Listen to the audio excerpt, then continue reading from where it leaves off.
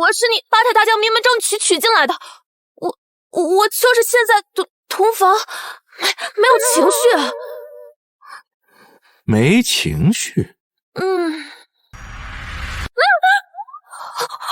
现在呢？还没有啊？有情绪了吗？有了吗？有没有？还没有吗？老爷刚刚去世，尸骨未寒，连头七都没过，你怎么能着急娶妻呢？就是尸还没过，这么这不影响啊！你们这边办着丧事儿，我这边办着喜事儿，我不干涉。赵帅，世子爷豪掷100万两娶妻啊！什么？那府上的钱粮岂不是怎么了？啊！把嘴给我闭上，别惹我娘子不开心，否则我……娘子，北王府到了，下轿吧。让我下轿可以，但你必须答应我，约法30张。别说30张，就是300张都可以。跪下！天哪，居然真的跪下！笔墨伺候。第一，不准碰我；第二，不准逼我；第三，不准爱我。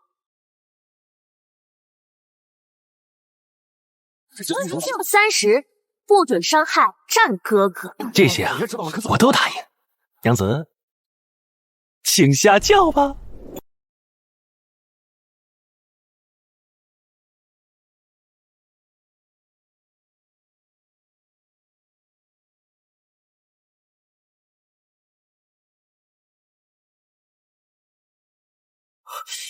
扶本小姐回屋吧。得嘞。娘子，赶了一路车了，一定累了吧？我来给你揉揉。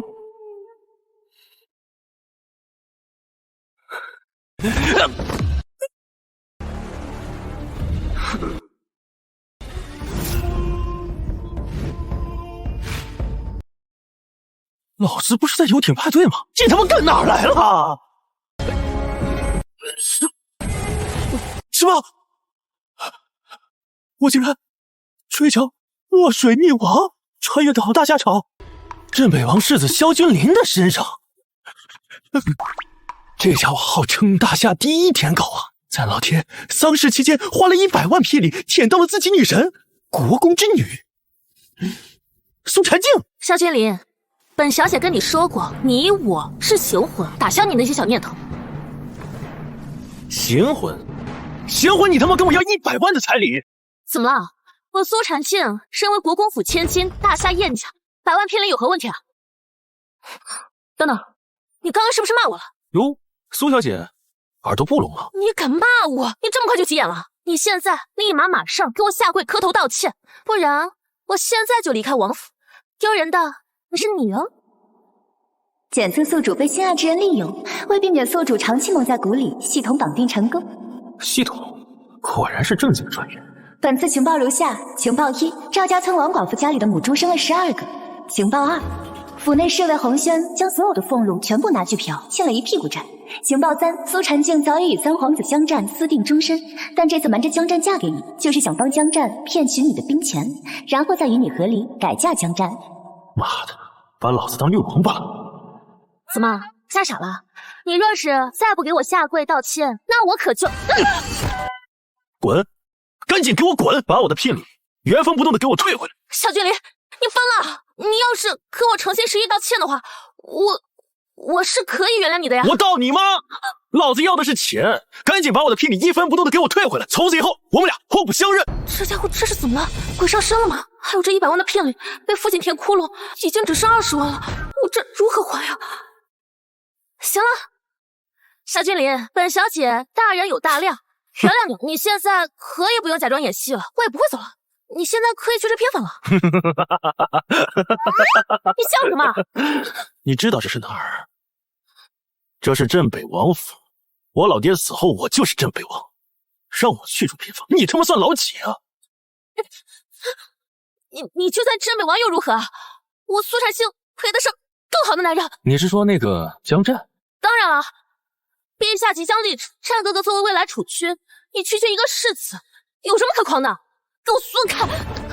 楚君，你让他先当上再说，滚还是不滚？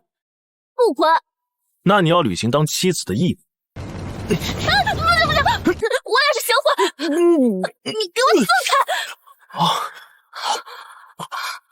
行魂，老子八抬大轿10里红妆100万聘礼把你娶进家门，你跟老子玩行魂？我操！你打我！不愿意是吧？好啊，明天一早合离，退100万聘礼，我再把你的光荣事迹找一个说书先生讲他个3天3夜。别！我是你八抬大轿名门正娶进来的，我就是现在同房，没有情绪。没情绪？现在呢？还没有啊？有情绪了吗？有了吗？有没有？还没有吗？好。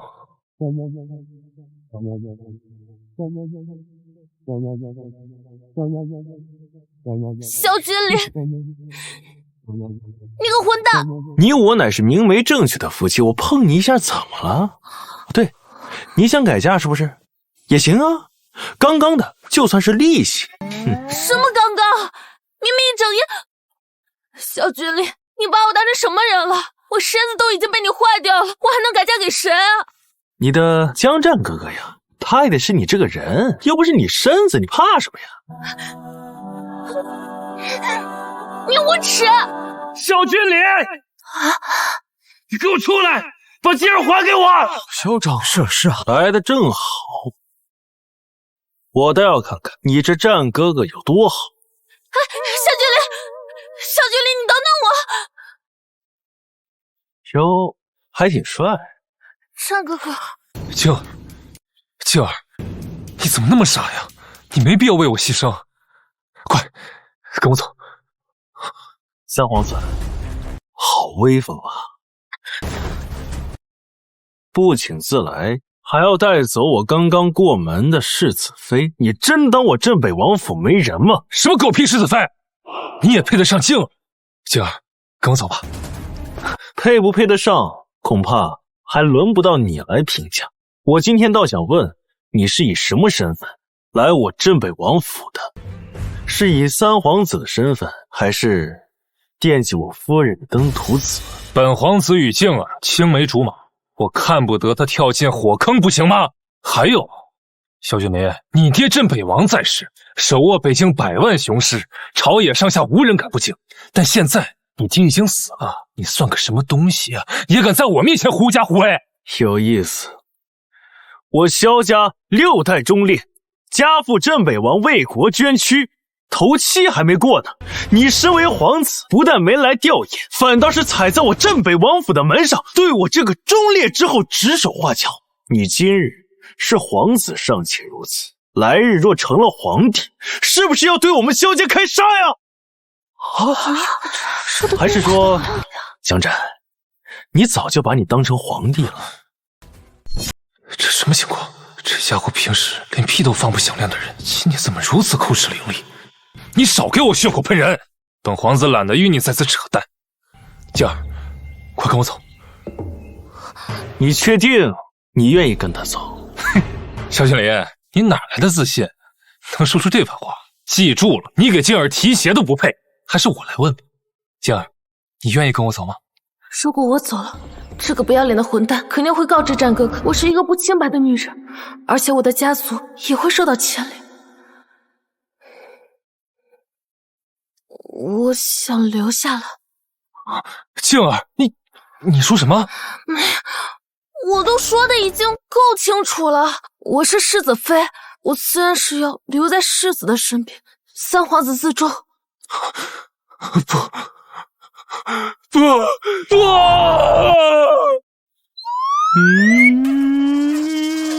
萧君临，你敢？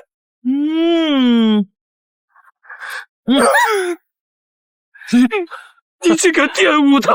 你少在这给我滋哇乱叫！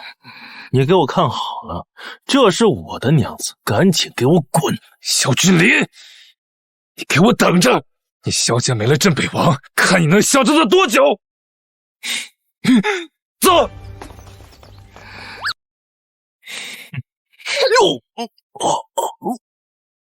现在你满意了吧，萧君临？我算是知道了，你就是极度战歌，所以想让我来帮你挽回尊严。我现在已经帮你了，所以从现在开始，从今天开始，从此刻开始，你必须事事都要听我的，都要百依百顺。来人，把他给我带去偏房。我是你的新婚妻子，你让我睡偏房？哦，新婚妻子，新婚第一天野男人就找上门来了。萧君临，你要不要脸？我是不是清白的，你心里不知道啊？之前是清白的，那之后就不知道了。你什么时候摆清楚你的态度？什么时候再跟我说话？带走。是，放开我！我要回国公府。萧君临，你敢让我睡偏房？你给我等着！你会后悔的！我后悔？你赶紧给我滚！你滚！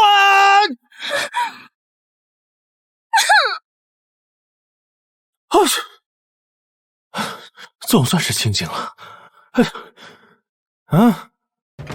你火速给我准备奏折，我要跟那个皇帝陛下好好谈了一下什么是教子之道啊！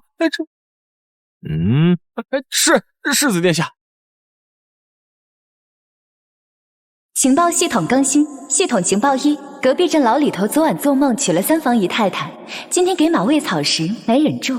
情报2：江战卫给苏婵静守身如玉，至今未与皇子妃独孤求侠圆房，独孤求侠怀疑其丈夫有隐疾。情报3：户部尚书在城西金屋藏娇养的外室，刚给他生了个大胖小子，家里正鸡飞狗跳呢。好家伙，江战呀，你自己的老婆留着玩柏拉图式的爱情，却惦记着我老婆。既然你这么喜欢别人的老婆，那本世子也让你尝尝滋味。当下得先抓住兵权才行。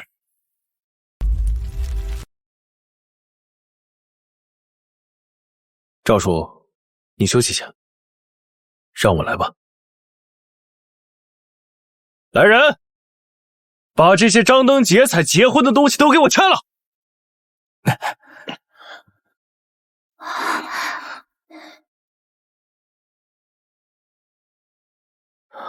殿下，您这是？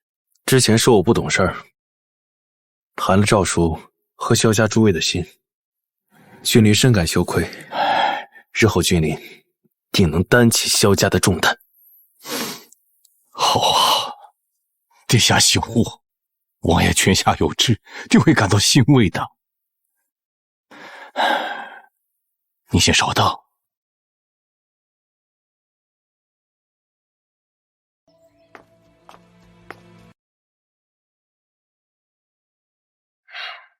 现如今，此物末将也能放心的交予殿下。这是北境加急送来的老王爷遗物，送信的人说，只能世子殿下亲手打开，任何妄动者死。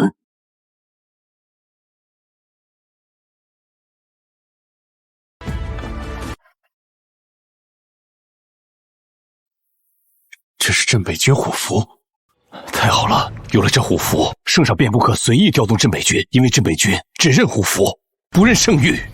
还有此事，要不然圣上怎么会允许在王爷国葬期间让你举亲？他这么做就是为了让你背负骂名，从而趁机夺取兵权。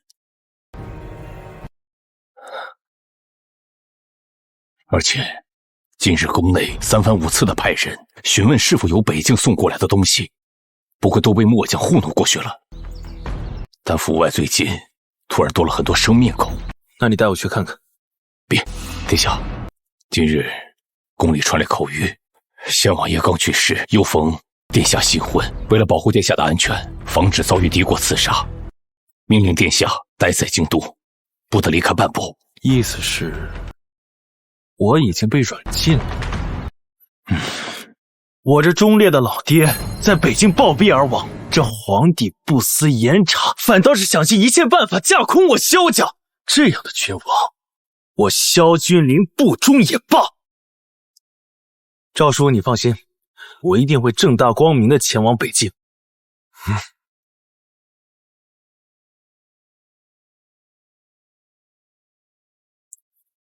赵叔，你去彻查一下府里剩下，看能不能抓2个硬钉子。是殿下。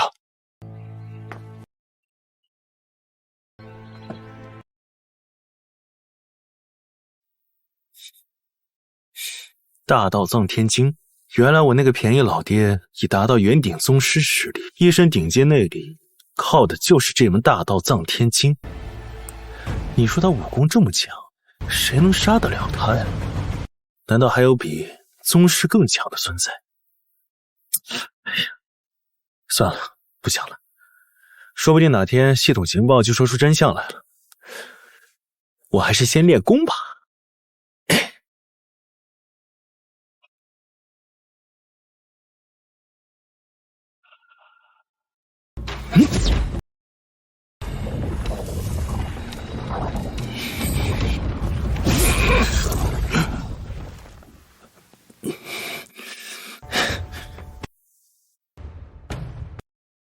这大道藏天经明明不难练啊，这真气为什么就不能在我身上凝结？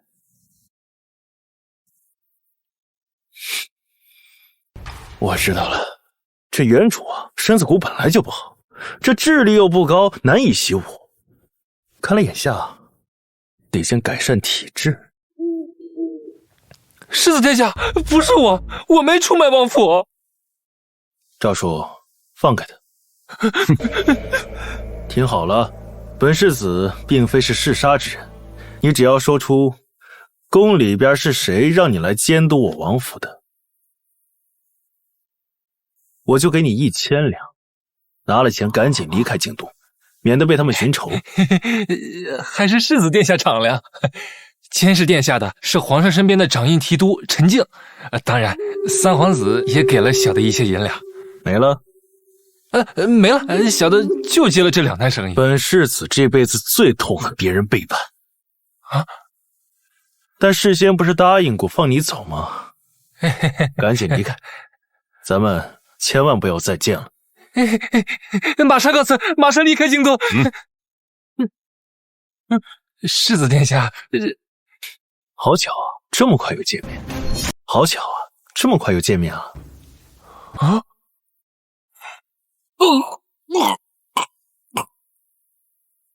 对了，殿下，你今天新婚，夫人带来了100多位下人，现在正在府内嚷嚷着要安排住处。100多位？这苏婵静这个八婆，真当我这是开善堂的呀？是让他们赶紧给我滚蛋！还有赵叔，我想练功，怎么改善体质啊？殿下，你从小身子骨弱，若是想增强体质，只能靠功法。功法？我听说国公府就是世子妃的娘家有一本《太初洗髓经》，据说可以重铸经脉，脱胎换骨。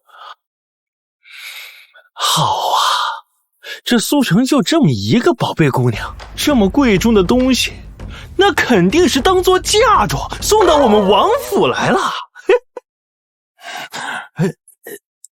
快去给我找找去！殿下，就陪嫁了几床被子，你不是知道吗？牛逼！100万聘礼，几床被子。岂有此理！他居然敢凶你，还让你睡偏房。爹一定给你做主，让这个混账小子像以前一样，摇着尾巴来给你道歉。爹，我要跟他和离。闺女啊，现在还不行啊，咱们现在还没有到撕破脸的时候。三皇子的大业还需要萧家的兵权来给陛下邀功，方能成为储君。为了大局，你就再忍忍。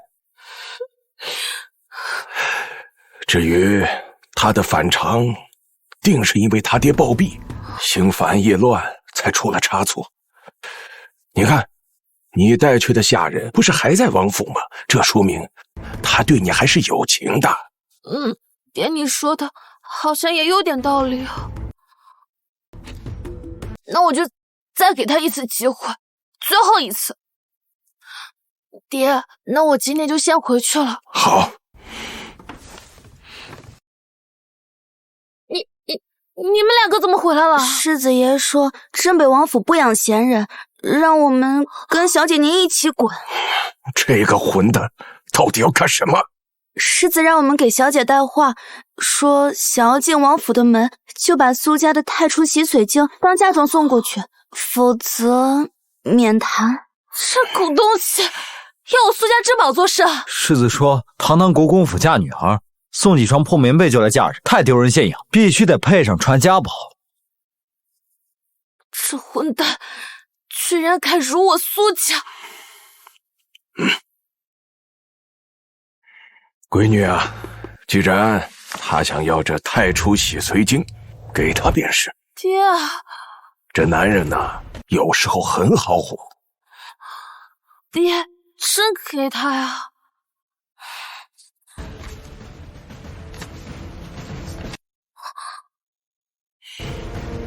这不是太初洗髓经啊！我女儿果然是天赋异禀，任何武功秘籍，只要看过一眼，便会过目不忘，知其精髓。这的确只是一本普普通通的强身心法。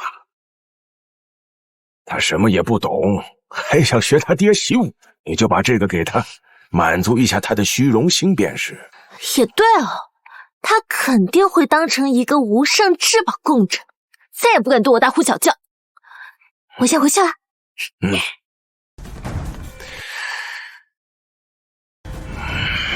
这萧君礼太无法无天了，我要禀告父皇。三殿下，陛下宣您进去。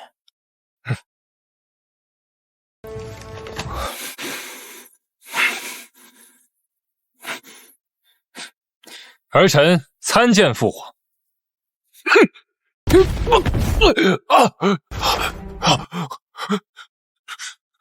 父皇，你这个逆子，看看你干的好事儿！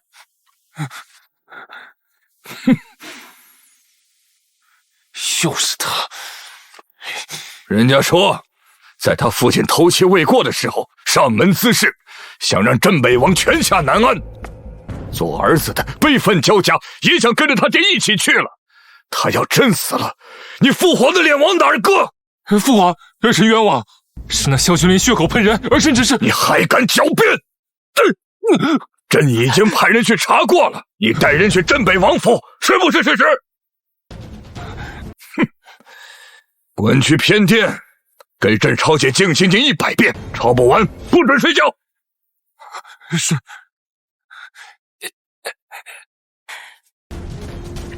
陛下息怒，龙体为重啊！这个萧君林敢算计朕的儿子，找死！没错，陛下当初器重镇北王，才会给世子起名封殿，视如己出。哪曾想世子竟不知分寸。他还不被朕视如己出。朕若不是顾及大夏百姓对朕嚼舌根，对萧家过河拆桥有违祖训，朕早就收了北境兵权，一脚踩死了。唉，可哪曾想三殿下刚去别人府上闹事，后脚陛下又前去收兵权，这目的也太显而易见了。所以朕才气这个逆子，成事不足，败事有余。不过朕奇怪的是，这个萧君林以往不是懦弱无能吗？怎么现如今变化如此之大？难道说镇北王在他身边留有高人？老奴立刻派人去查。查！若是查出有人违背朕的计划，让火龙双耀动手杀之。另外，让苏城明早来见朕。萧君林老丈人这枚棋子，该用上了。遵旨。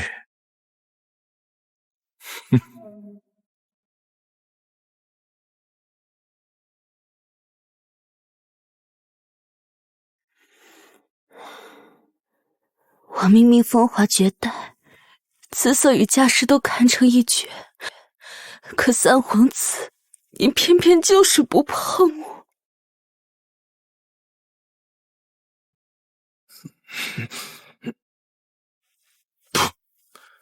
没武功真他妈不方便，翻墙采个花这么难。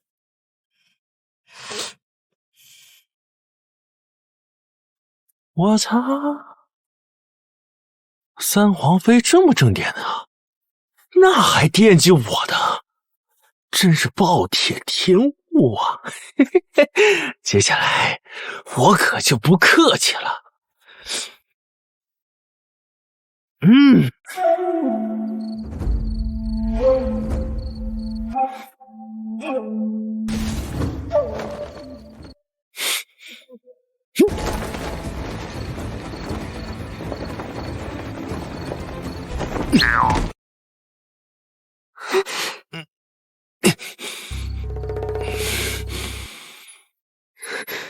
长夜漫漫，我以为只有我还没睡，没想到三皇妃也还没睡啊。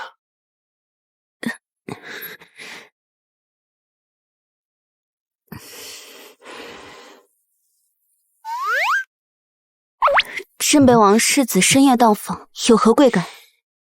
月下独酌，美是美，但常言道，寡酒难饮。不知这杯美酒能否分我一杯？这倒不必，世子殿下政务繁忙，还请速回，免得遭人非议。看看人家的老婆如此守身如玉，再看看我那个，一言难尽呐。不过越是有难度，越能激发我内心的征服欲。三皇子为了一个不爱他的女人，竟然抛弃了自己的妻子，难道三皇妃心里就不委屈吗？我与三皇子恩爱的很，小俊林，你胡说八道些什么？恩爱？我府上可是有一位神医，那之前就给三皇子面过相，他那方面压根就不行，他们何来恩爱？放肆！你知道污蔑皇子是何死罪？哎，本来是想帮三皇妃，不过既然你不诚实，那行，告辞。且慢，走得如此干脆利落，难道是真的想帮江斩？看来本宫要找时间去祭拜一下镇北王，好好问问，要不然我与三皇子一直分房，他若是当上储君，我这地位终究不稳。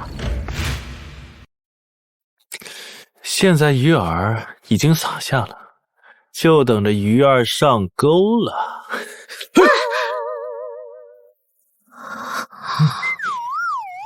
你干什么去了？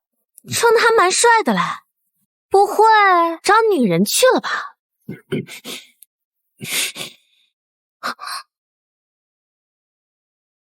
你不回国公府了吗？你厚着脸皮来干嘛呀？你真当我这是菜市场啊？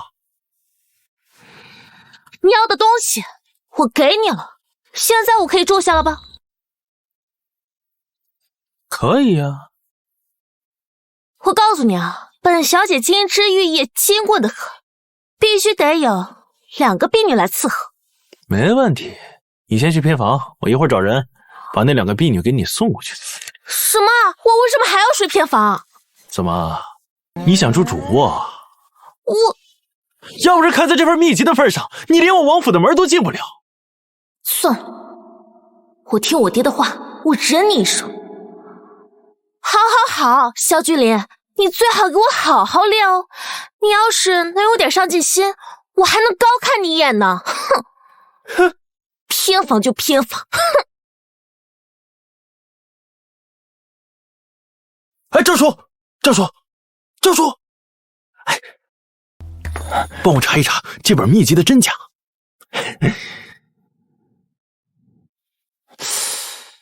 这只是一本寻常的剑气功法，并非太初洗髓诀。苏婵静这个八婆，真是欠收拾！哼！小俊林那个混蛋，居然真的让我住偏房，不会是发现那本经书的猫腻了吧？哎，不会，他那么笨，怎么可能发现得了？算了，我还是先休息吧。睡偏房就睡偏房，有什么了不起的？偏房看起来也不错啊。主房偏房不就差一个字吗？有什么了不起的？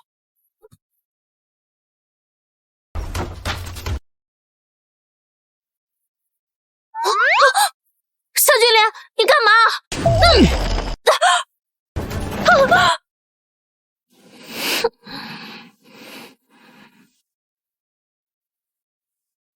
你那本秘籍有问题啊！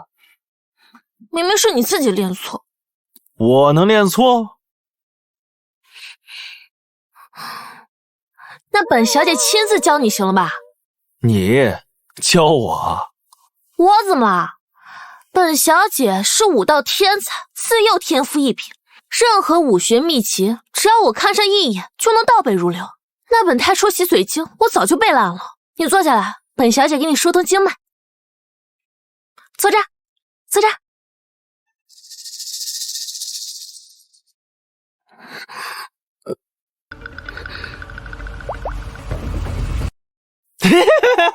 早说啊！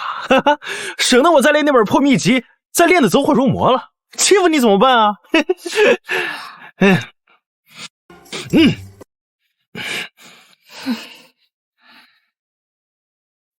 快点啊！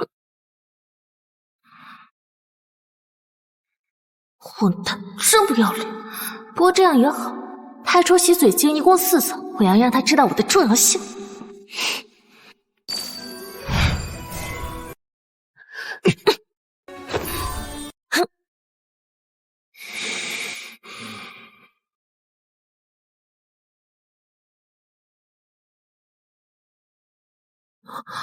这小子什么情况？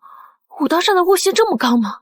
寻常人没个1年半载根本入不了门，他自己居然周转1周天了。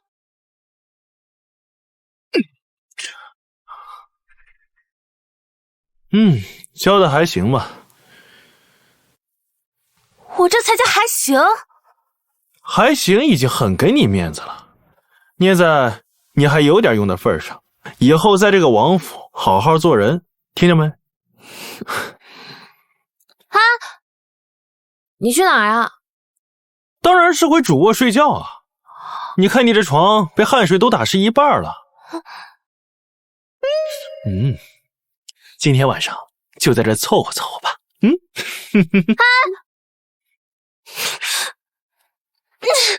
亏我刚刚还夸你来着，混蛋！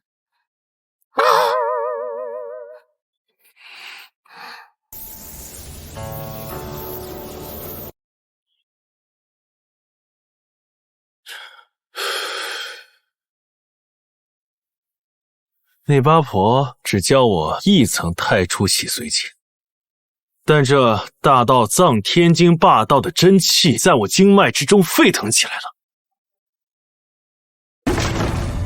我靠！我也是有功夫的人了。哎，这算是极品啊！哎呀，好好听的琴声啊，好像是从偏房来的。那苏婵静的八婆会弹琴？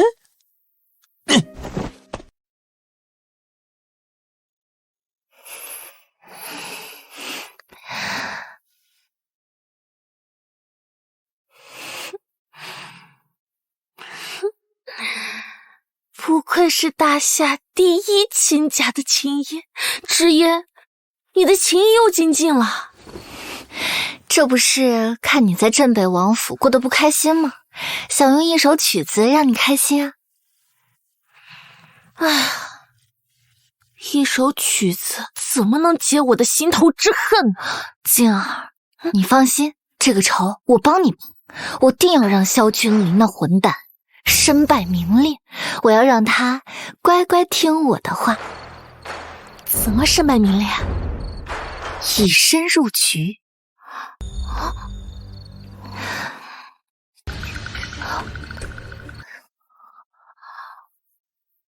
那他要是不相信怎么办？你不知道他最近变化很大的。傻瓜，一头猪，就算它飞到天上去，终究是一头猪。这世上哪有男人不偷腥？说的也对。哟，看来这是来贵宾了呀！我还以为我那个废物老婆能弹出这么优美的琴声呢。你骂谁废物呢？你骂谁废物呢？谁问谁是？你见过世子殿下。婵儿近日新婚，我与她情同姐妹，自然要来探望。殿下，知音有几句话要单独与您说，不知可借一步说话？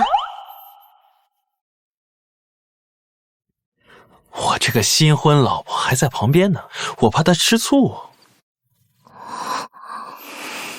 我心也没你那么小，你们去偏房说呗。哦，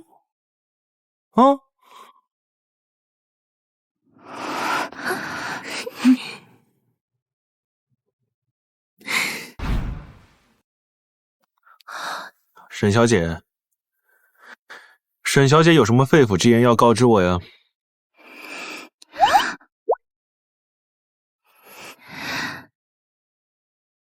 殿下这些年只喜欢苏婵静，但殿下有没有想过，你身为世子，实则可雨露均沾？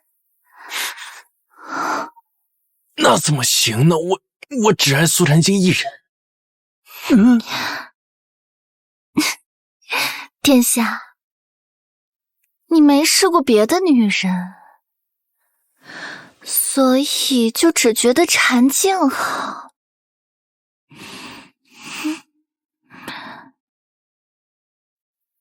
这就是你要告知我的肺腑之言？那我也有几句话想告知你。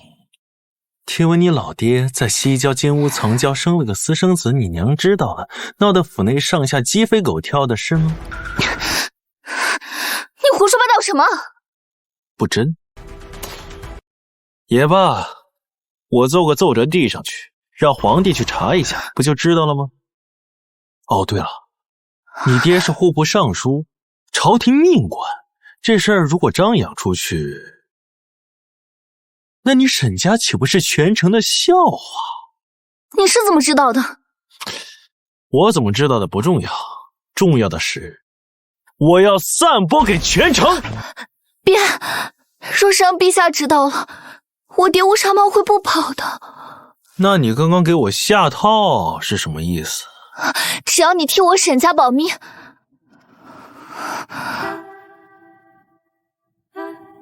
你让我做什么都可以。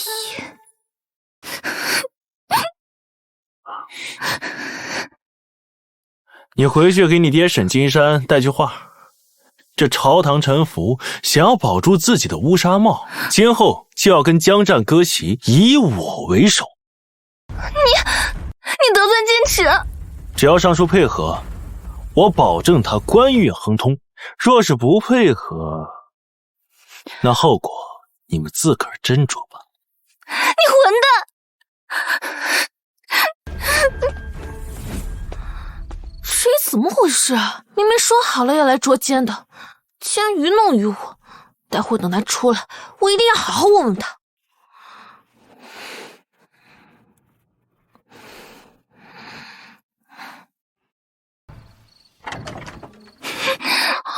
芷嫣，芷嫣，你怎么了？芷嫣，芷嫣，你怎么了？萧君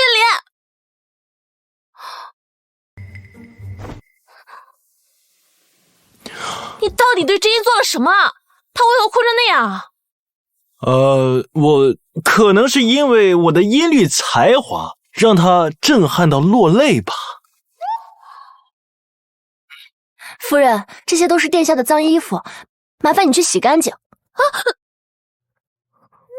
我堂堂国公府千金，你让我洗衣服？殿下说了，王府不养闲人，从今以后，殿下的衣服以及主屋的马桶卫生都由您负责。当然了，您也可以选择滚蛋。小君临，你认真的？把衣服给我洗干净了。你们俩给我松松肩。我要是回来，衣服要是没洗干净，我就让你把床给……哎，你小不忍则论大谋，小君临，给我等着！这场交锋，单单一个户部尚书不够，看来接下来还得拿下相府的独孤云鹤。好在独孤求侠那儿下了饵料，静等鱼儿上钩吧。爱卿啊，朕听说你那女儿新婚次日便回了娘家呀。小女不懂事，让陛下见笑了。无妨。说起来，朕与镇北王情同手足，他儿子娶妻，朕自然是要多关心一些。不过最近朕听闻民间传说，说大夏江山姓江也姓萧，不知爱卿你怎么看？陛下息怒，这都是那些无知的小民胡说八道，当不得真呐！当不得真，可北京的100万士兵有历代贤王特许，听令不听诏，想要调动他们，得需那虎符和萧家嫡脉，这可是真的呀。苏大人，萧君临乃是您的女婿，您觉得他能管好镇北军吗？他肯定管不好。我那女婿年少无知，心性不定，掌管虎符恐生祸端。为了大夏的江山社稷，老臣觉得陛下还是另选贤能之才，掌管北境。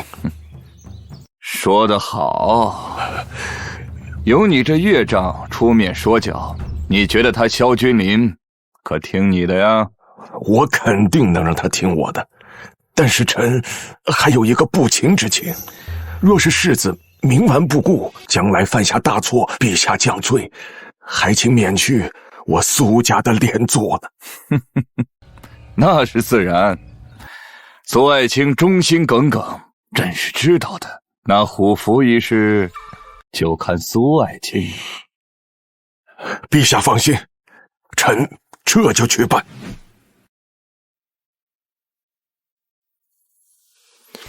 怎么停了？世子殿下，岳丈大人来了。岳丈大人来了也不影响我按摩，继续。我这前去真是好大的王威呀，也不起身迎接。岳丈大人，君临身体不适，就不能起身迎接了。岳丈大人此次拜访，所谓何事啊？我今日来是听禅静说，你二人昨日发生争吵，你可不能欺负他。他能答应与你完婚，是你多年期许的恩典，你要好好珍惜。放心，我珍惜得很。那就好。哎，禅静呢？怎么没见他来迎接为父啊？他出门踏青去了吧？岳丈大人要是没什么事儿的话，君临身体不适就不送了。事儿倒是没有，老夫今日来是想给你提个建议。请讲。镇北王死后，这镇北军群龙无首，你又没有带兵的经验，所以这镇北军的兵权，你是否应该上交朝廷呢？君临，我是你岳丈，我难道还会害你不成？是陛下让你来的。是，陛下念你年少，怕你掌握不好100万大军，特命我来拿回虎符。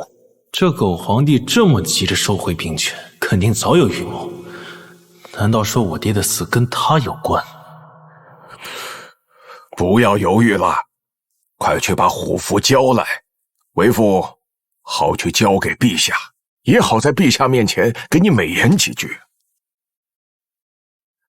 这萧君宁如此迷恋我女儿，我就不信他敢拒绝。等你萧家没了兵权，我让女儿与你合力，顺理成章地嫁给三皇子。让我交出虎符可以，拿出来圣旨，我立马交给你。圣旨？陛下没有下圣旨啊！你没有圣旨，就凭你这三言两语，我就把虎符给你？狗皇帝想用这种不公开、不明不白的方式，悄悄地收回兵权，既达到了目的，又不招人话柄，真够贱的。君临，你是在质疑陛下，还是在质疑我？你眼里还有没有我这个岳丈？爹，你怎么来了？他不是说你去踏青赏花了吗？你这是……他让我在后院洗衣服。什么？萧君临，我苏城的女儿，国公府的千金，嫁到你的府上，就是给你当洗衣丫鬟的吗？国公府多送点嫁妆来，他也不至于这样吧？你就送了那么几床棉被，他能不干活吗？你，闺女，我们走。想走？没那么容易。100万的聘礼给我退回来。哼，既然如此，送客。爹！爹什么爹？衣服洗完了吗？没，我现在去洗。老逼灯还想借着岳丈的身份来压我。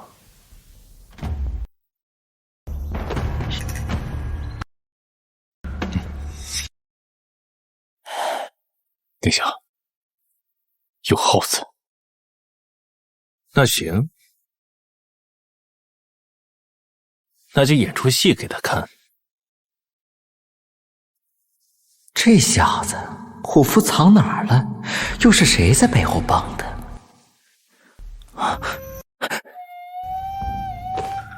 爹，你老就安心的走吧，就凭你儿子这身本事，这辈子是不可能带兵打仗了。至于给你报仇雪恨，恐怕也是没希望了。但是，不为您报仇雪恨，我还有什么脸面做您的儿子？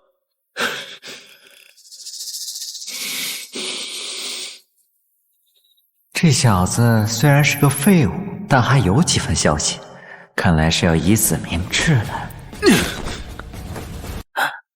今日我割带断父，我与你断绝父子关系，这杀父之仇，您还是另请高明吧。告辞。什么人？哼，殿下这招真高啊！演这么一出，给那掌印提督陈静看，必然能让皇帝的猜忌之心消减大半。哼。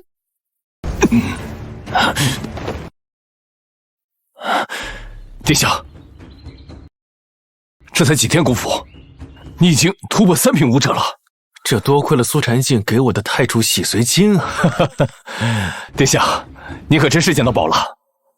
那个不听话的八婆算什么宝啊？系统刷新情报：情报1，城东张屠夫的狗昨晚翻墙进了王寡妇家，把王寡妇的猫给办了。情报2，三皇子江战已买通京城守将王统领，将在明日镇北王灵柩回京时，在城门处制造血压哭丧的不祥征兆，因抹黑镇北王乃是不祥之人，来动摇军心。情报3，沈知音被其父禁足闺房，每天用针扎写着你名字的小人。看来又是重磅消息。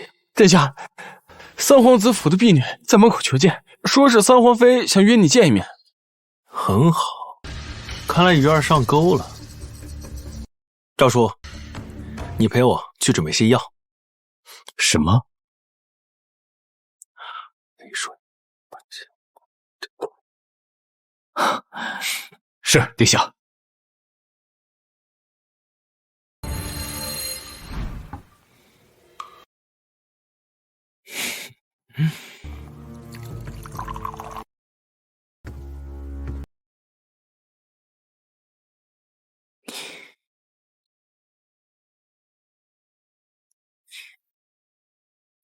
突然叨扰，还望世子殿下见谅。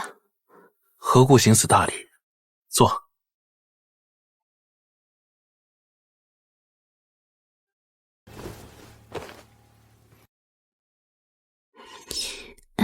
秋霞今日来是想向您求一样东西。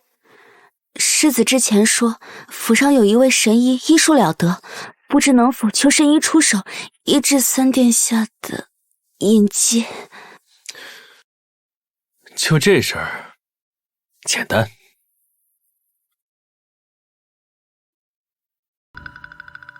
不瞒三皇妃说，我以前也不行，自从吃了这个神丹妙药，我现在猛的一批啊！那不知这药该如何服用？每日一次，睡前服用，3日之后必有效果。所以说，你今天晚上就可以偷偷给三皇子下药，给他一个 surprise。 surprise 是什么意思？ surprise 就是惊喜呀。没问题，是时候该给他个惊喜了。世子殿下，这是何意？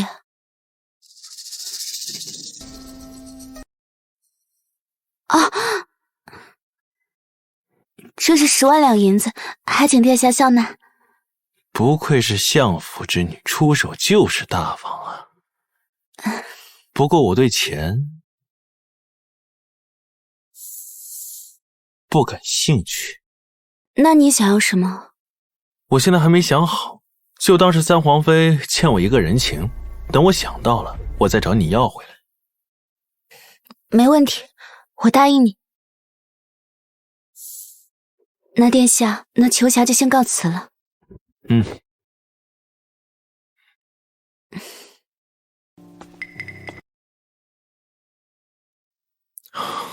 这颗棋子终于落下了，明日就是我父亲下葬之时。这江战给老子下套，那我还得再找另外一个妻子。臭世子、烂世子、混蛋世子！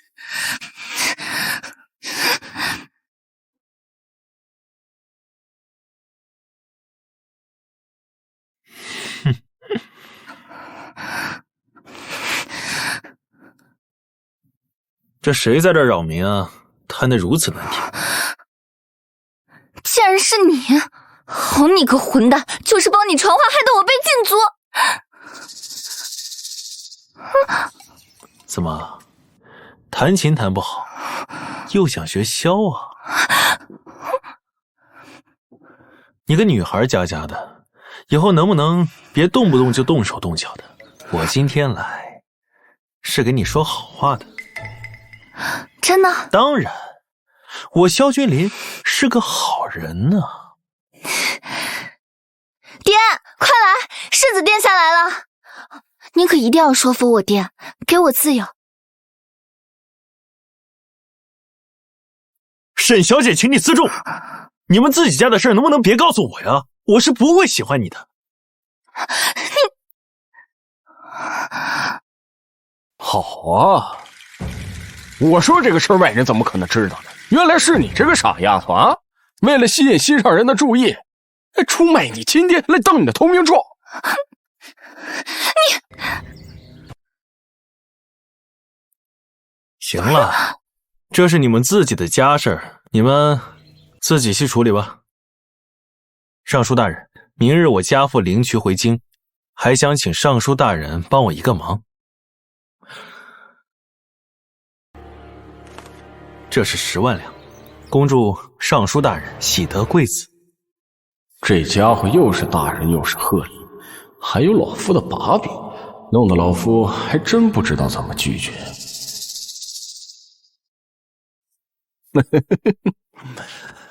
殿下要下官帮忙？好说好说，介意不说。可以。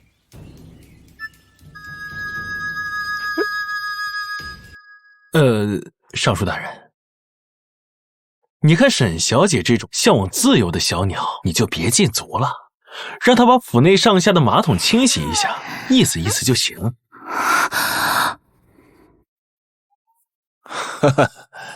哎呀，这可以，听殿下的，请。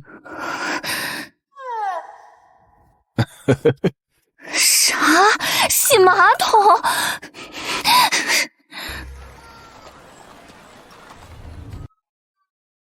萧九龄，收起你那副死了爹的表情。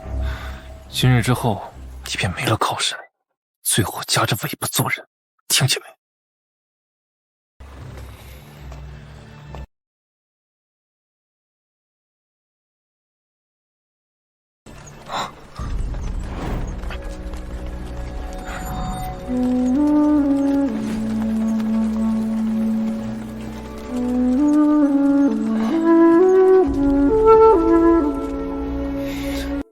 贤弟呀！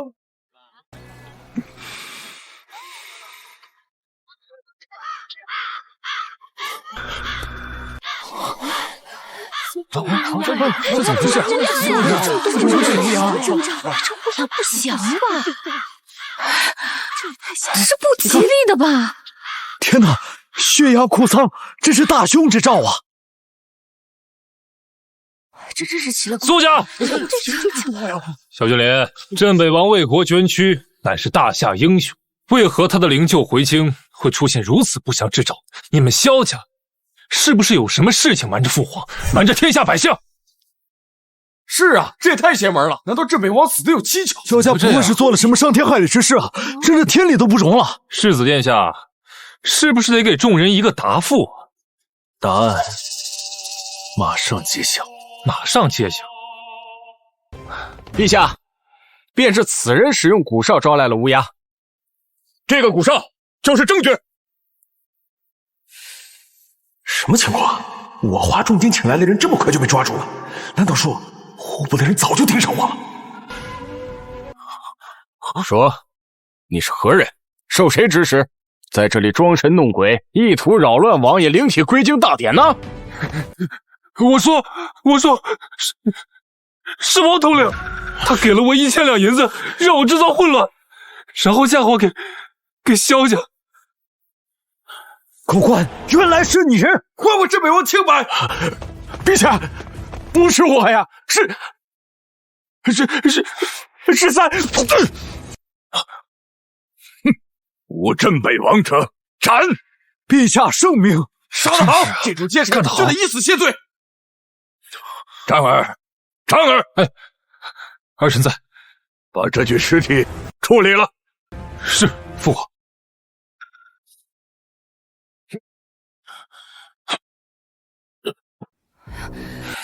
怎么回事呢？这你看我呀，这怎么了呀？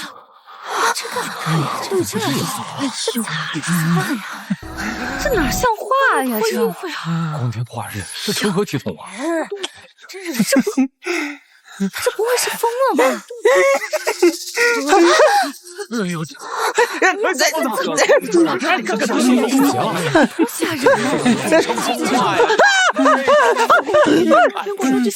人家只是一个太监。哎呀，阿七哥，好想要啊！不消这话呀，不言话一大堆。逆子！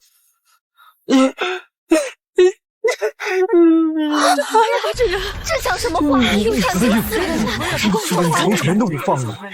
陛下，今日是我父王遗体回京之日，三皇子竟然做如此龌龊之事，我父王已为国捐躯，还要受此之辱吗？父皇，三哥他太过分了，还愣着干什么？把这个逆子给我拖下去！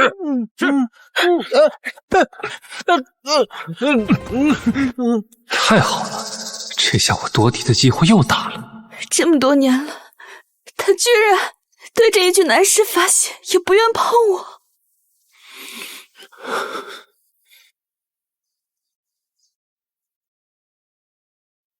爹，孩儿对不起你，您在九泉之下，还要受此之辱。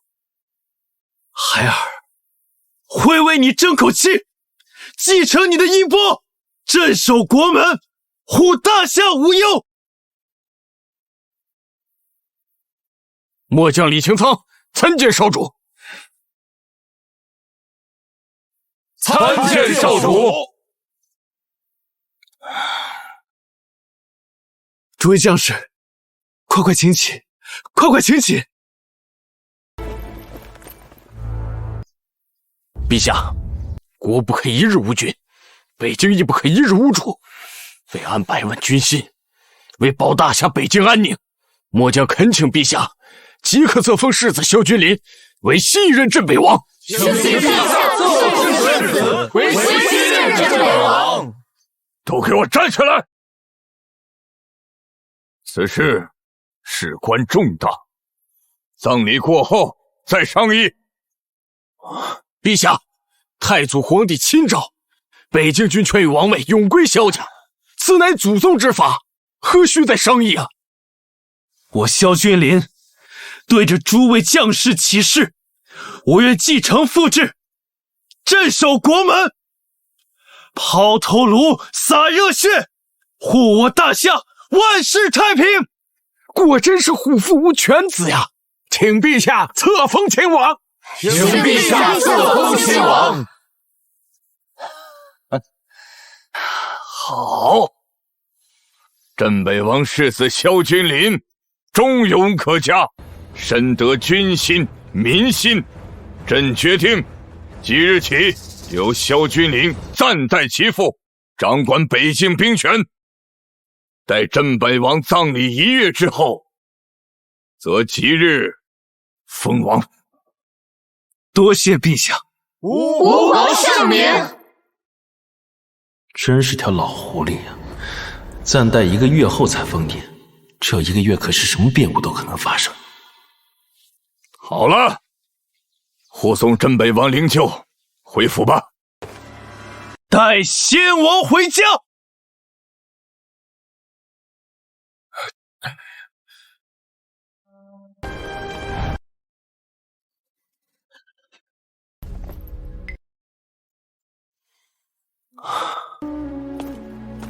少主，你随我等连夜赶回北京，有我等老骨头在，定能护你周全，助你掌控大局。殿下，你看的没错，王府周围全是野线，咱们被困住了。那我们就上出去。万万不可！想从京城底下这个牢笼里走出去，绝非易事。那我们想办法逃出去呢？那只会给他们借口，可能会被全国通缉，成为过街的老鼠。想要离开这个京城，我萧君临要正大光明走出去。这京城是个好地方，我得多待些时日。还请将军赶紧赶回北京，替我稳住军心。3个月之内，我必前往北京。好，末将定在北京恭候少主。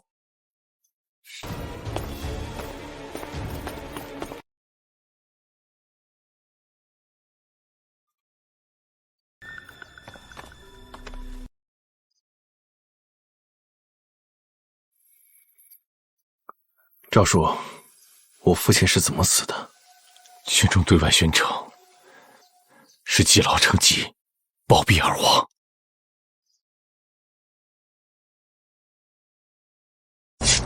殿下，你这是？殿下，你这是？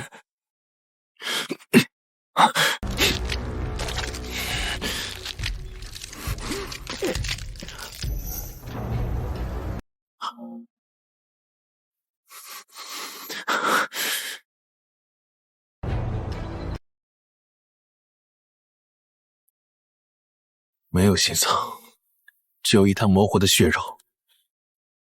我爹是被一股无形而霸道的力量活活打死的。看来末将猜的没错，以老王爷的体魄，怎么可能暴毙而亡？要做到这步，放眼天下，谁能做到？传闻大夏天子身边有2位护龙使，实力深不可测，从不示人，只护天子。若是他俩联手，宗师也不可当。难不成难不成是陛下？这个诏书，万一意气用事，替父报仇，到时候给萧家挂上一个造反的罪名，满门抄斩，全完了。我什么时候说过？诏书你想多了。我爹他就是过劳猝死的，你千万不要胡思乱想。明日下葬，好好准备。世子殿下真是长大了，这都能假装没事，含恨隐忍。王爷，萧家后续无望了。好，我这就去准备。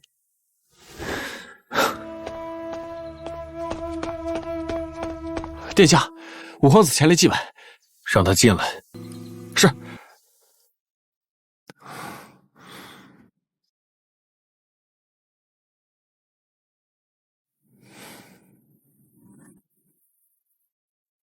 徐林杰，今日城门前，镇北军对你的忠诚，我看得清清楚楚。这镇北王之位，除了你萧君礼，谁都坐不稳，谁也不敢动。这武殿下是什么意思？不瞒世子，父皇经常自称龙体抱恙，而3个月后便是封储君的时候。什么？这狗皇帝要死了才着急收回兵权？不过看他的状态不应该呀，很显然那里面应该有猫腻。这九龙夺嫡，这武殿下这不也有机会吗？干嘛唉声叹气的？就是因为斗不过才叹气啊！大皇兄有征西大将军的外公，背后还有其母后程瑶；二皇兄有掌管南海战船的外公，其母熹贵妃也颇为受宠；而三皇兄今日虽出了丑，但他有相国岳父，其母万贵妃也是最得父皇喜爱。其他皇子也个个与权臣和江湖势力深度绑定，唯独我，全靠母妃出身墨家，得了些许舞文弄墨的读书人支持罢了。这不挺好吗？万般皆下品，唯有读书高啊！可惜啊，终究是些穷酸书生罢了。喊喊口号还行，要真论起事，不值一提。因此，我希望我们能成为下一代的父皇和镇北王。世子以为如何？可以呀，我正愁没有合作伙伴呢。世子殿下答应的如此爽快，那我可得给世子备一份大礼。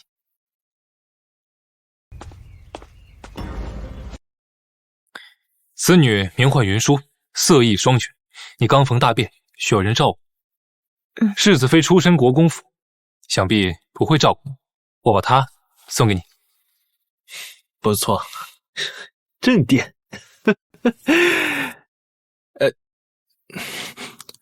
我家父灵位还在这儿呢。你先去找世子妃，她就在偏房，让她多给你买点新衣服，多置办点珠宝首饰，给你打扮得漂漂亮亮的。去主卧伺候我，去吧。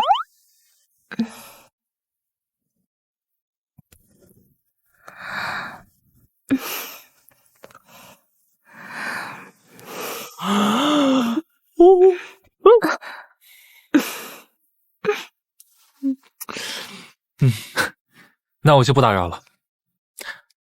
哦，对了，距离你封王还有1个月，这1个月之内一定要多加小心，我怕背地里有人会对你不利。好，那我就不送武殿下了，告辞。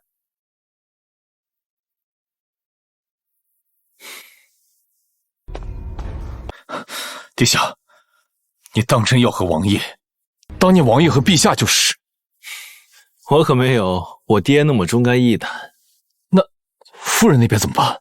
若是被他知道了，不得气炸了？我就是要让他炸！真是萧君临那混蛋说的。不信，你可以去问世子殿下。哦，对了，衣服我有，可以不用去买，但是珠宝首饰可是不能少。咱们什么时候去买？来，你帮我把这堆脏衣服洗完，咱们就去。我不是来洗衣服的，我是来伺候殿下的。给殿下洗脏衣服不算伺候殿下？怎么，我堂堂国公府千金都能洗，你个贱婢不能洗？我不是派来做监视的吗？好你个臭女人，给我等着，看我回头不向世子殿下告你的状！是不是洗完就能买？洗完就能回主房伺候殿下？对，好好洗啊，给我好好洗。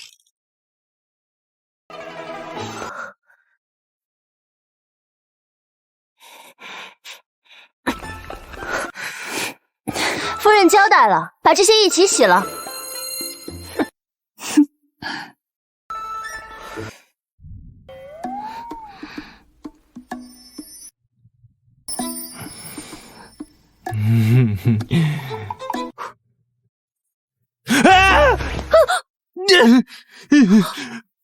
你干嘛呀？你胃口挺好啊，连个婢女都不放过啊！那是人家五皇子送来的，什么叫我连个婢女都不放过呀？人家送你，你就要啊？啊，行，那我现在就让那个贱婢去主房伺候你啊！哎，不用，留你这挺好。你不是洗衣服做饭缺人手吗？刚好给你搭把手。殿下，6皇子、9皇子前来祭拜王爷。行，知道了，让他们去灵堂等着，我换身衣服就去。是。留你这挺好。留我那儿挺好，五皇子送来的人哎。我明白了，这是借刀杀人啊！借我的手去编那个被送来的眼线。这家伙什么时候变那么聪明了？亏我还意气用事，跟他生气来着。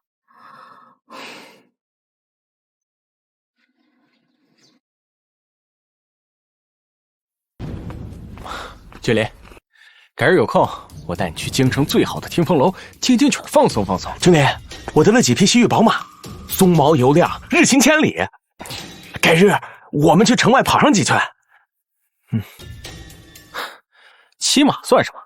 世子射箭才是真男人的游戏。我新得一把好弓，咱们比试比试。都行，都行。回答的如此爽快，不是这家伙已经倒向五皇子了吗？啊，世子，听闻你与五哥已达成联盟，不知是真是假？这六殿下说的是什么意思？我与五皇子的关系就如同各位殿下是一样的，并无不同。岂不是我们都有机会了？那是……哎呀，你们瞧我这记性，这北京刚发了10万火急情报，还有100万大军等着我调度指挥呢，我得赶紧回书房去处理一下。今日啊，招待不周，来日我再登门赔罪啊！哎，100万大军拿下萧君临，皇位不是稳了吗？看来这张底牌绝不能被别人抢走。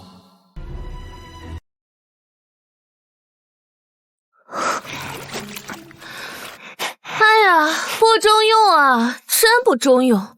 怎么都到现在还没洗完啊？陈静，萧君临那混蛋呢？知音，萧君临，6皇子和9皇子来祭拜，他们应该在灵堂吧？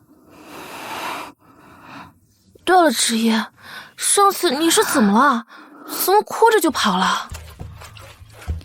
萧君临那家伙知道我家一些小秘密，威胁我，害得我洗了3天的马桶，都臭死了。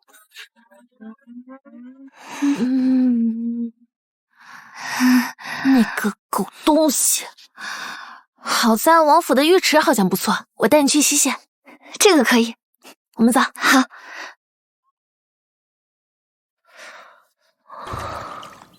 看来6皇子、9皇子都来拉拢世子了。不行，我得把这件事情告诉5皇子殿下。哎，听说了吗？昨日3皇子将战，兽性大发，在镇北王灵柩回京之日，竟然当众猥亵了尸体。不会吧？郑哥哥他不会干这种事的。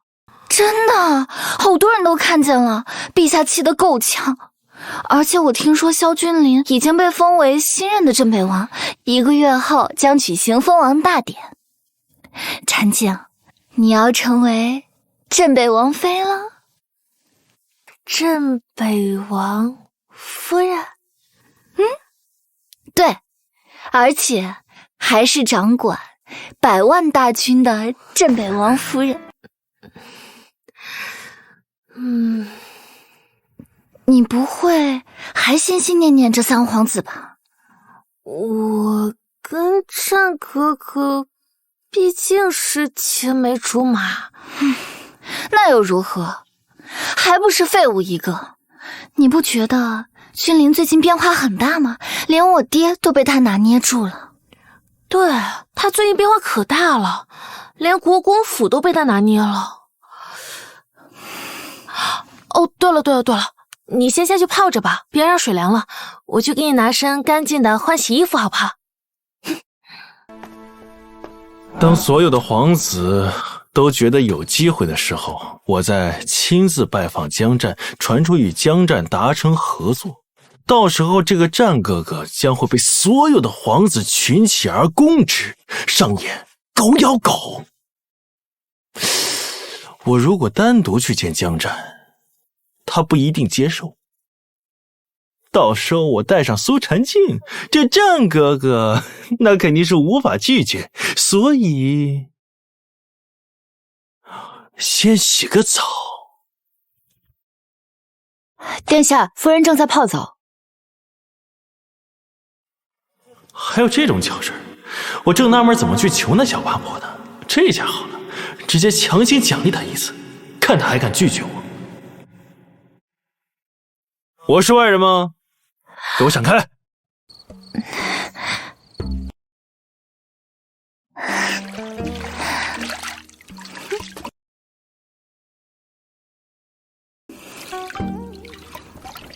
真是摄人心魄呀！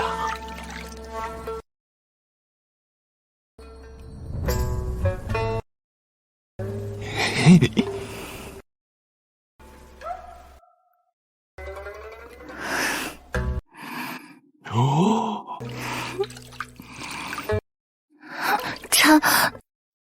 夫人不必惊慌，本世子是来临幸免。糟了，10分有12分的不对。你回我清白！有误会啊，纯属是误会。我以为这是婵静呢，没想到是你啊！我不活了，我没脸活了。子夜，看好吗？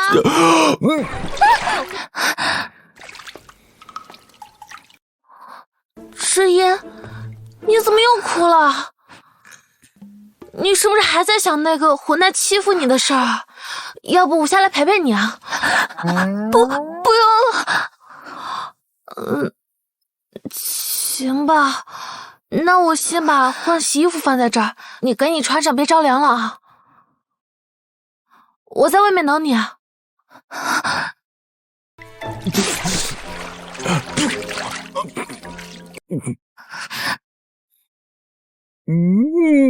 造孽啊！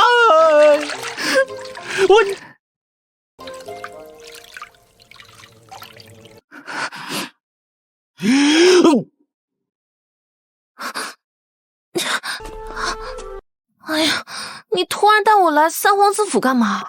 你不是有些时日没见你战哥哥了吗？我这不特意带你来见见他。我可没说要见他。不爱他了？用你管！哎，干嘛？啊！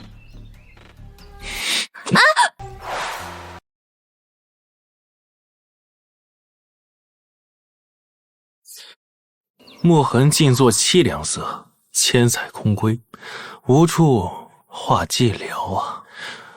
墨痕静作凄凉色，千载深归，无处话寂寥。这诗真是这全城闻名的纨绔子弟做出来的吗？世子这诗是……啊，看着三皇妃画的这空山枯木、寒鸦孤鸣，有感而发。这三皇妃的画，好寂寞呀。萧君林，你来干什么？本世子听说三殿下不是身体抱恙，这不是前来探望一番。你有这么好心啊？我或许没这么好心，但是架不住禅静心疼你。静儿来了。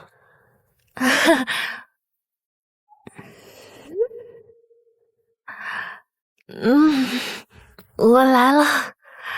战哥哥最近身体好吗？啊，我没事，有你来看我，我什么病都好了。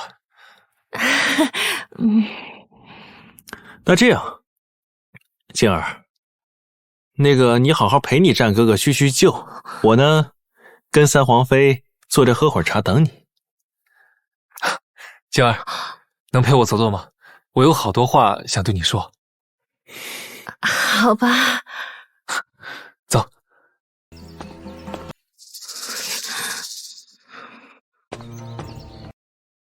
你不吃醋吗？我吃醋又有什么办法？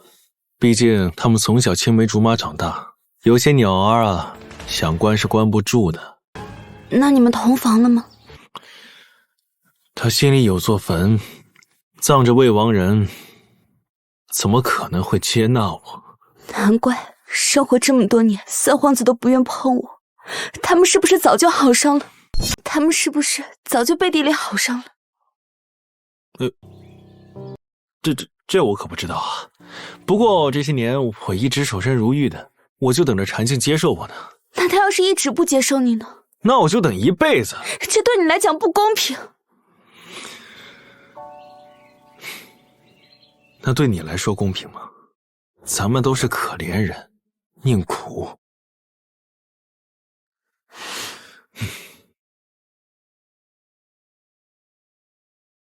你有办法找到他们做事的证据吗？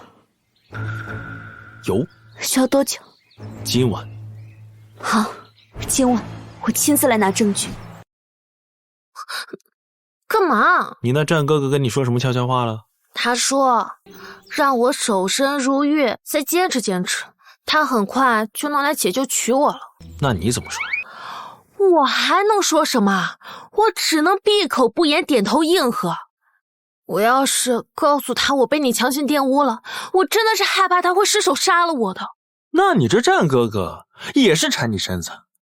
你放屁！你以为谁都跟你一样啊？我可不缠，不然不至于让你睡偏房。殿下，事情都办好了，现在全京城的人都知道你带着夫人亲自上门拜访，和三皇子达成了同盟，皇权与兵权同享。老赵，你这场弄得漂亮啊！这下够那江战那小子喝一壶的了。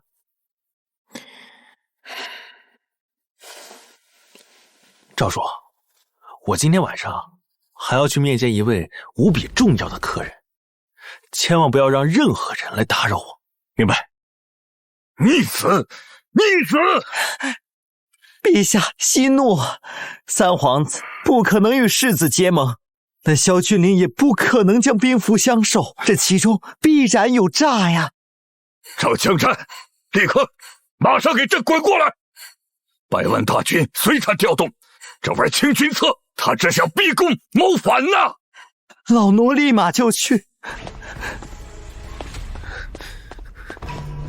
父皇，儿臣冤枉啊！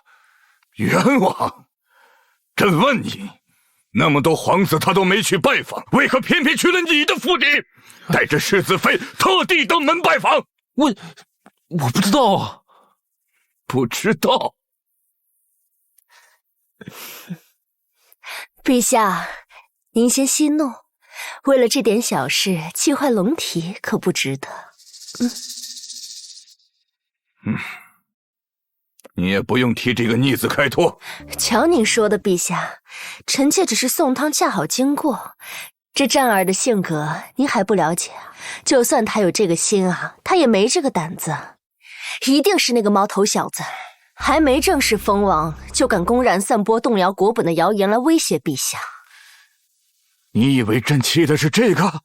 朕气的是自个儿的儿子斗不过他镇北王的儿子。接下来其他皇子会如何对待障儿？你想过没有？臣妾倒是有个不成熟的想法，只是后宫不能干政，臣妾不敢违背。你且说说看。俗话说，解铃还须系铃人。为了证明战儿绝无与萧君临合作之意，就让他去收拾那毛头小子。父皇，儿臣愿意去，一定提着萧君临的人头来见你。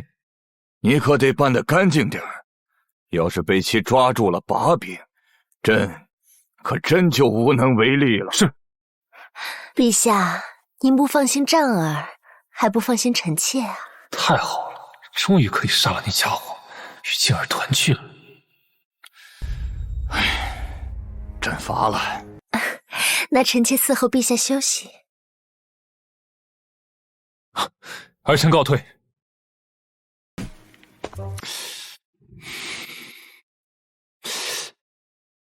你说怎么还不来呀？都憋死我了！yes， 总算是来了。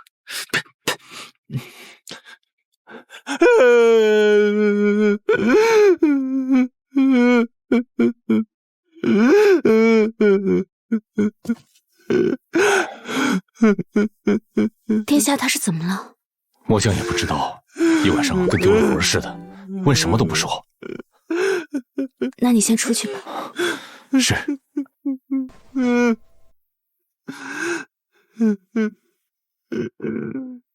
他们承认了吗？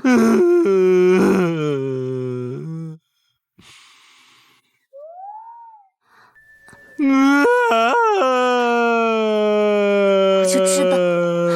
行了，别哭，以世子殿下的才华地位，一定会被爱的。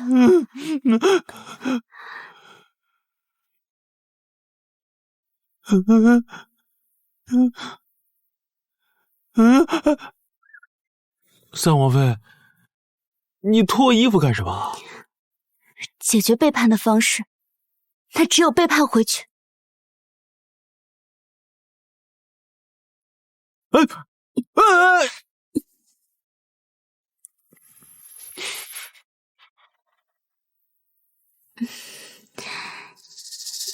谢谢你，世子殿下，让我体会到了做女人的快乐。举手之劳，不必介怀。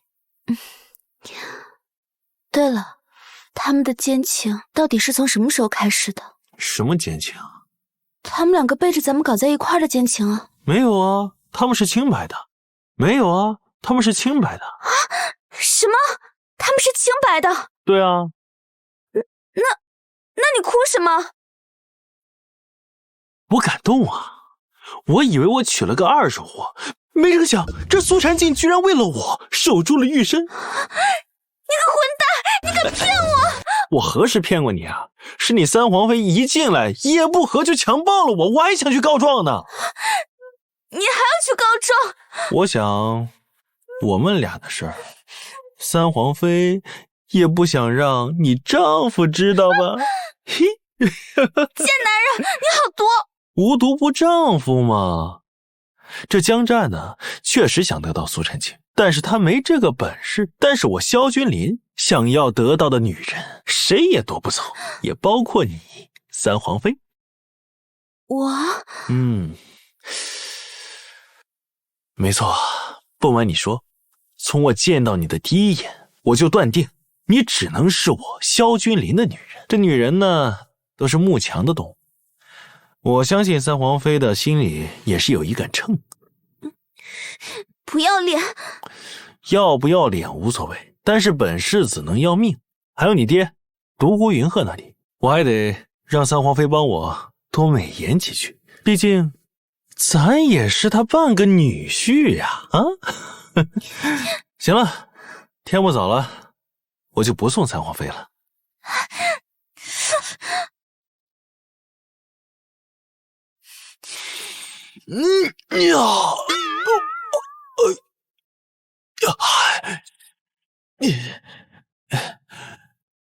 这手完了，这烦心事也来了。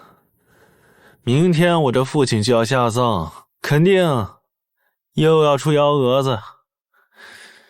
你说我光拉拢权势，这也不是个办法，我得想办法给自己再上套保险。你说我要是能招几十万的护卫杀出去，对呀，我召集点护卫。哎，这招兵买马也得需要钱呢。哎呀，这萧家上下的钱早被我败得一干二净了，我得想办法去挣钱。哎，还是睡觉吧。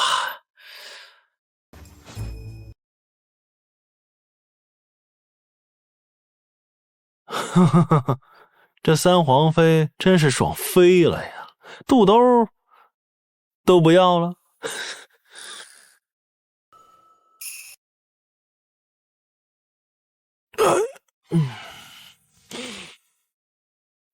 明日便是镇北王的下葬之日，封王大典迫在眉睫，诸位觉得此事当如何？陛下想封王，何须再等1个月？如今显然是想拖延。我等算是看通透了，但还有些同僚还在装疯卖傻，尤其是那群皇子，都想铤而走险与镇北军捆绑。弑君不成，镇北军起事造反。相国，我等唯你是从，您站哪方，我等便站哪方。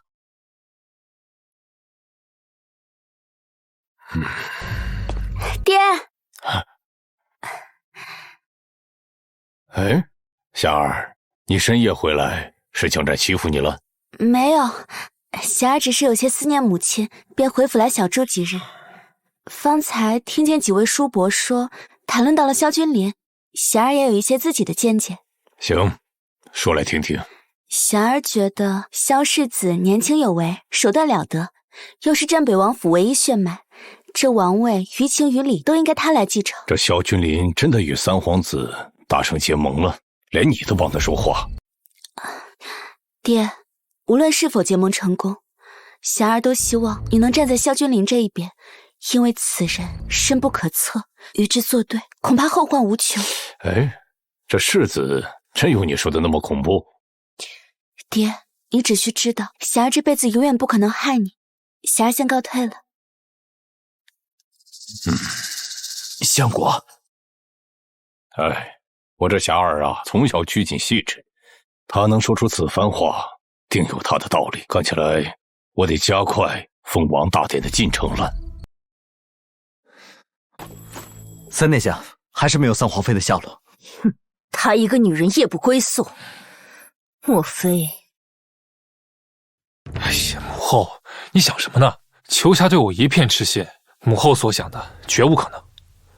再说了，这整个大夏还有比我优秀的男人吗？我想，应该回相府了。行了，下去吧。说的也是。对了，战儿，明日镇北王下葬，萧君临必定亲自扶灵。母后暗中培养的6名死士，逐鹿影卫将会全力配合你，你一定要把握好这次机会。放心吧，母后。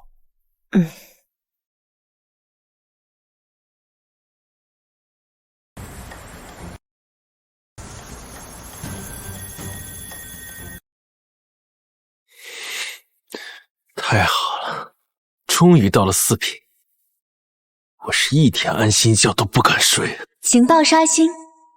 情报1：江战生母冠贵妃这些年暗中花大价钱培养死士，财产余额还有300万。情报2：江战带着逐鹿影卫将在下关途中暗中布阵刺杀你。情报3：独孤求侠突然梦到你，竟在梦中与你大战了300回合。这三皇妃外表高冷，没想到内心居然这么欲求不满呢。明天又是危险的一天呢。赵叔，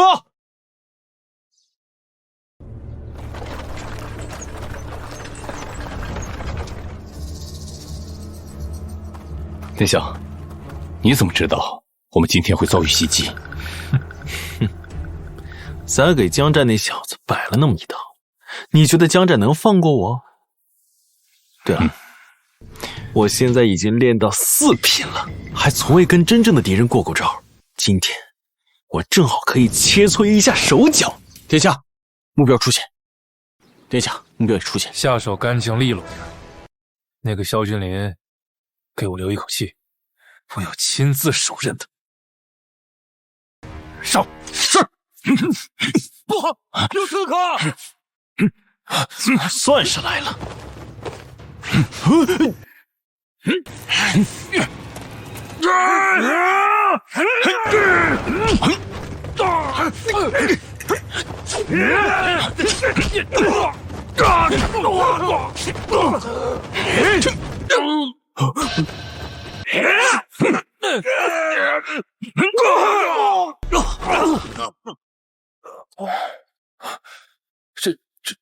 这怎么可能啊！我去，这赵叔这么牛逼的，这是极品啊！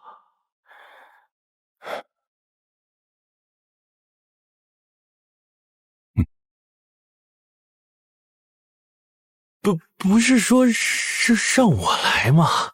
末将是怕殿下受到伤害。什么人？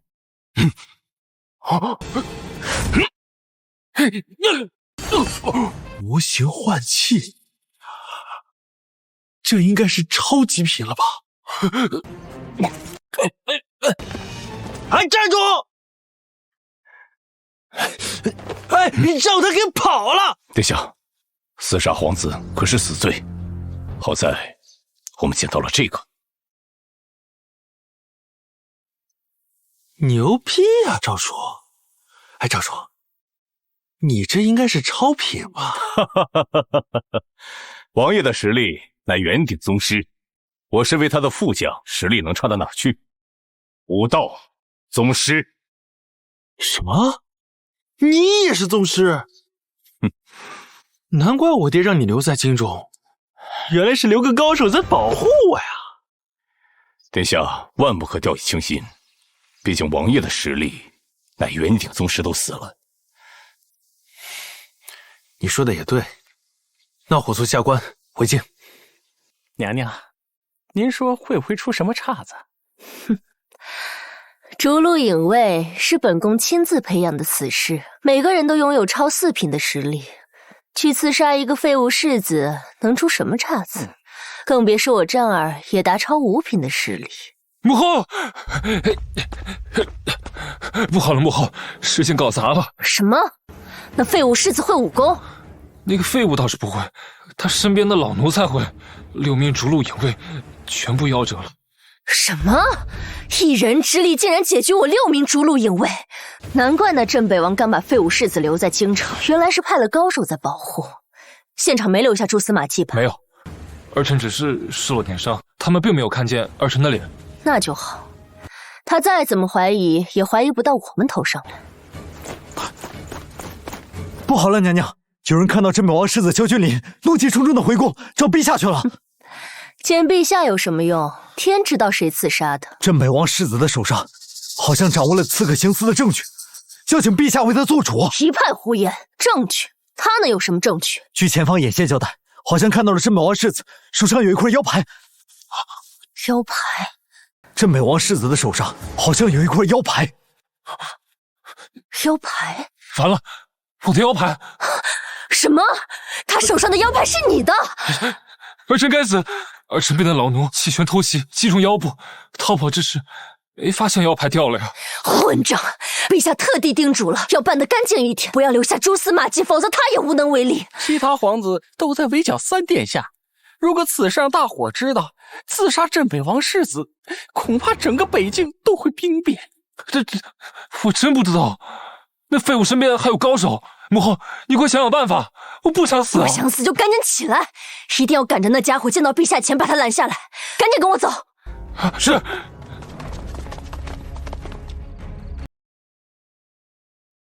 哟，世子爷啊，今日是老王爷棺椁下葬日，怎么一脸的怒意？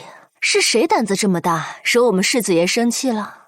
忠君卫国的镇北王今日下葬之时，竟然遭到了刺客的袭击。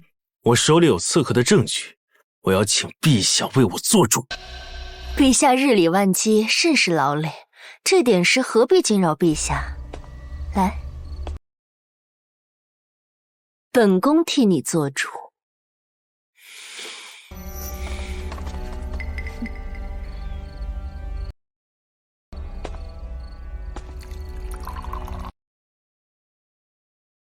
贵妃娘娘确定为我做主？当然，只要你能拿得出证据，本宫就替你做主。只要你能拿得出证据，本宫就替你做主。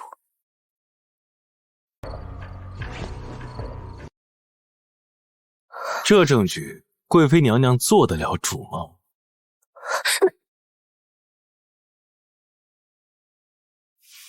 说吧，你想要什么？我想要什么，那就得看贵妃娘娘的诚意了。你干什么？我可是贵妃！我知道，但我闹到陛下、百官那里，那就不一定了。石君林，放开我母妃，不然我就不客气了。你怎么个不客气法？我死给你看！此事因我而起，与我母妃无关。大不了死在你面前，在宫内调戏贵妃，也是死罪。三殿下真是孝感天地，令人动容啊！不过你得用点力，光这么比划着，可没有什么说服力。来，让我看看你的决心。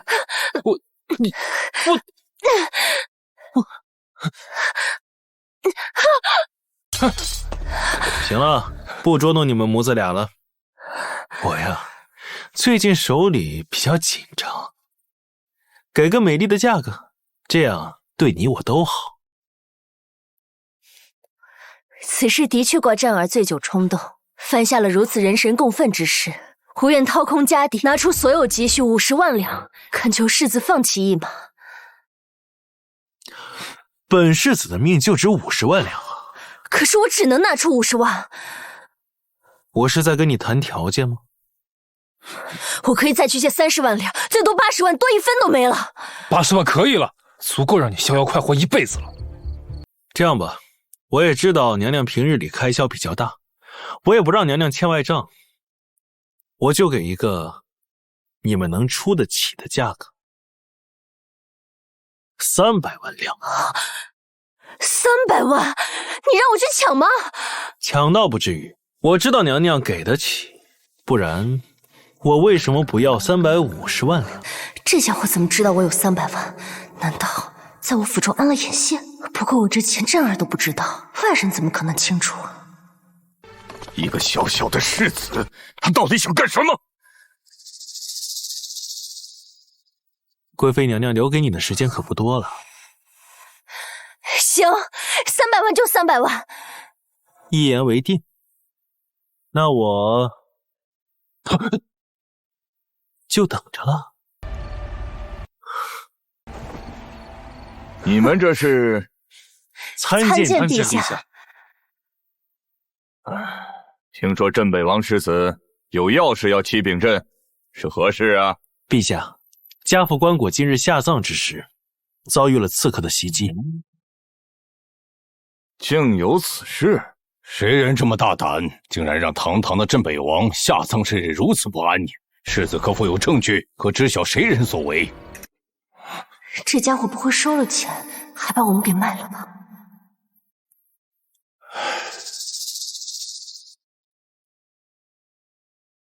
没有，就是不知道何人所为，所以想恳请陛下缉拿真凶。岂有此理！此事朕一定彻查，帮忙揪出真凶，给萧家一个公道。臣经过此事，深感危急，能不能恳请陛下将封王大典提前？臣怕万一要有个3长2短的，没办法去北境为大夏效力。臣怕万一要有个3长2短的，没办法去北境为大夏效力。这小子可以啊，借着御赐，竟然化拂晓为神器，强行施压于圣上。这不是胡闹吧？封王大典已经定好日子，怎么能说改就改呢？那贵妃娘娘也这么认为的？陛下，君临世子一片忠心，实在令人感动。既然他想早日为国效力，提前一点也没有什么呀。父皇，母妃说的对，镇北王刚为国捐躯，世子能有如此觉悟，乃是我大夏福气。相国，臣在。封王大典之事，朕想听听你的意见。陛下，臣也以为贵妃娘娘和3殿下说的有理，提早封王，既能安抚北境军心，也可让世子早日为国效力，岂不一举两得？太好了，看来独孤求侠已经向他爹通气了。罢了，那封王大典之事，就提前至1周之后办吧。多谢陛下隆恩，但臣还有一事相求。还有何事啊？臣意识到身边的护卫太过于薄弱，怕再次遇袭，恳请陛下允许臣招更多的护卫，以策万全。朕允了。臣谢陛下天恩。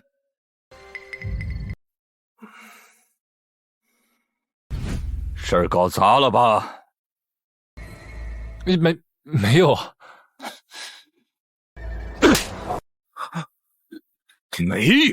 没有你会向着他说话？说，什么把柄落在他手里了？说，什么把柄落在他手里了？父皇，儿臣万万没想到，他身边的老奴是个高手啊！我们的人全死了，儿臣的腰牌也无意间掉落了。看来他镇北王还留了一手。那世子要挟你们什么了？就让我们帮忙说好话，早日封王。想封王？没那么容易，此子必须得出来。他的境界觉悟太恐怖了。陛下，他有你说的那么厉害吗？你知道朕为什么要散布消息，说朕的身体不行了，3个月后立储君吗？那是朕觉得9子夺嫡，战儿不一定笑到最后。这皇位就好比一根金字条，想要握住权力，就必须拔掉上面的一些刺。朕原本是想让诸位皇子家的势力互相内斗，这人少一点，你日后的江山才能做得更稳固一点，你明白吗？结果那个家伙一朝登门拜访，让所有皇子的矛头都指向战儿，他们不斗了，太可怕了！连臣妾都没看懂的玄机，他居然未雨绸缪了。所以1周之内必须拔掉这根尖刺，拿回兵权。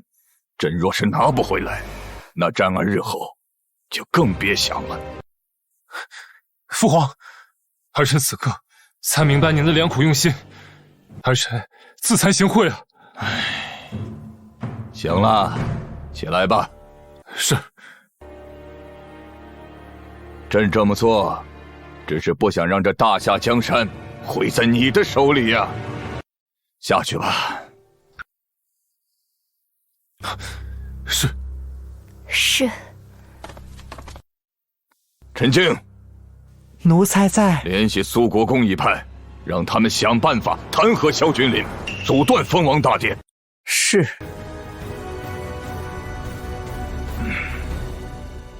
办得利索点儿，别让人发现。放心吧，娘娘。母后，您这是？母妃，您这是？之前我还不确定陛下会立你为储君，现如今确定了，母后必须为你扫除一切障碍。这萧君礼必须死。可是，父皇不是已经安排人弹劾萧君礼了吗？这家伙灵着呢，弹劾不是那么容易的。这次母后联系的是万花宫公主灵蝶，也是母后的师妹，只有她出手，母后才放心。但那家伙是没有高手保护呀。杀人一定要用武力吗？放心吧，这次他绝对活。殿下找我是招兵买马。殿下，这可是京城私自招兵是死罪啊！这暗地里是兵，明面上可以是护卫。再说了，我已向陛下请示过，他批准了。啊，原来如此。那招多少？200、2000，少了，总不能是2万吧？20万，20万，这都可以造反了。没错，我就是要造反，杀出京城的。不行，殿下，这太荒唐了。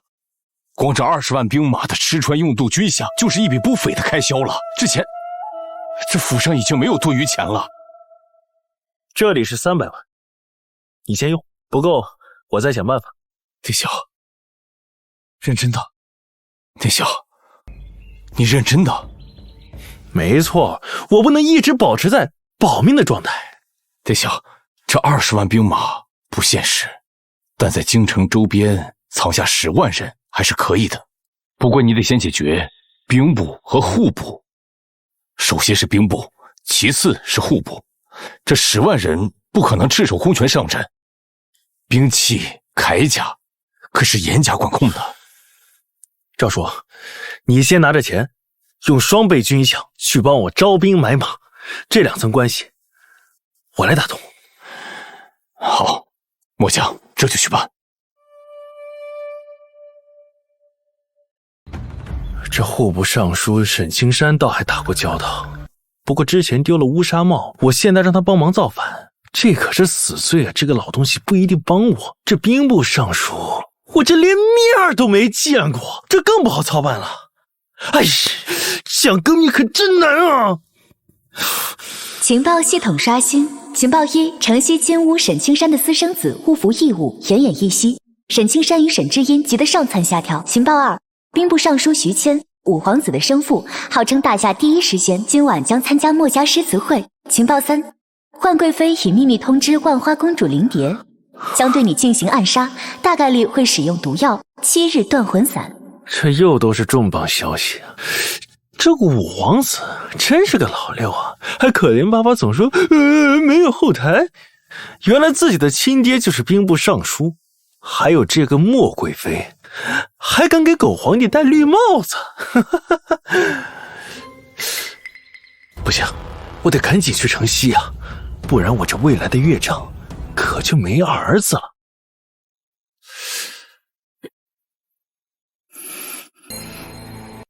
脉搏微弱，脸色发青，恐怕在下也无力回天了。哎呀，唐御医，你一定要救救他，要把他治好了，我送你一座府邸都可以。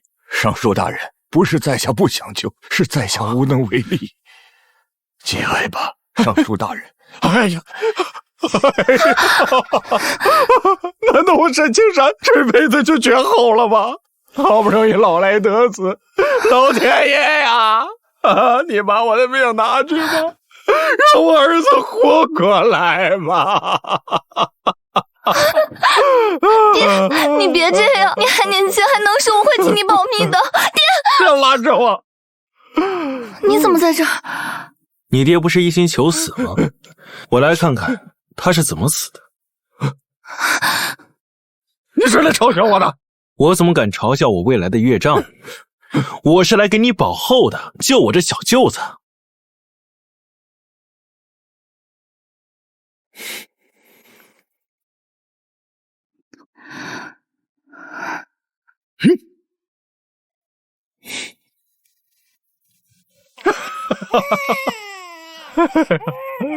这可能就是耳饰或者是项链掉下来的东西，被我小舅子给捡到误时，卡住了气管，才造成了窒息。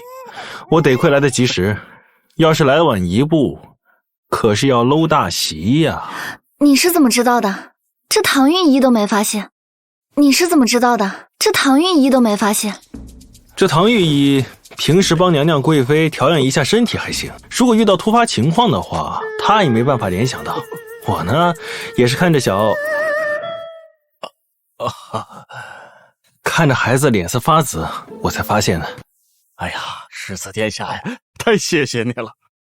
要不是你及时赶到，我真的不想活。那你说这句话，意思就是你这条命归我了？殿下，你什么意思啊？我想在京城藏一支10万人的军队，我急需大量的武器和铠甲，还请尚书大人行个方便。你在京城招10万军队啊？那是谋反，有灭门的。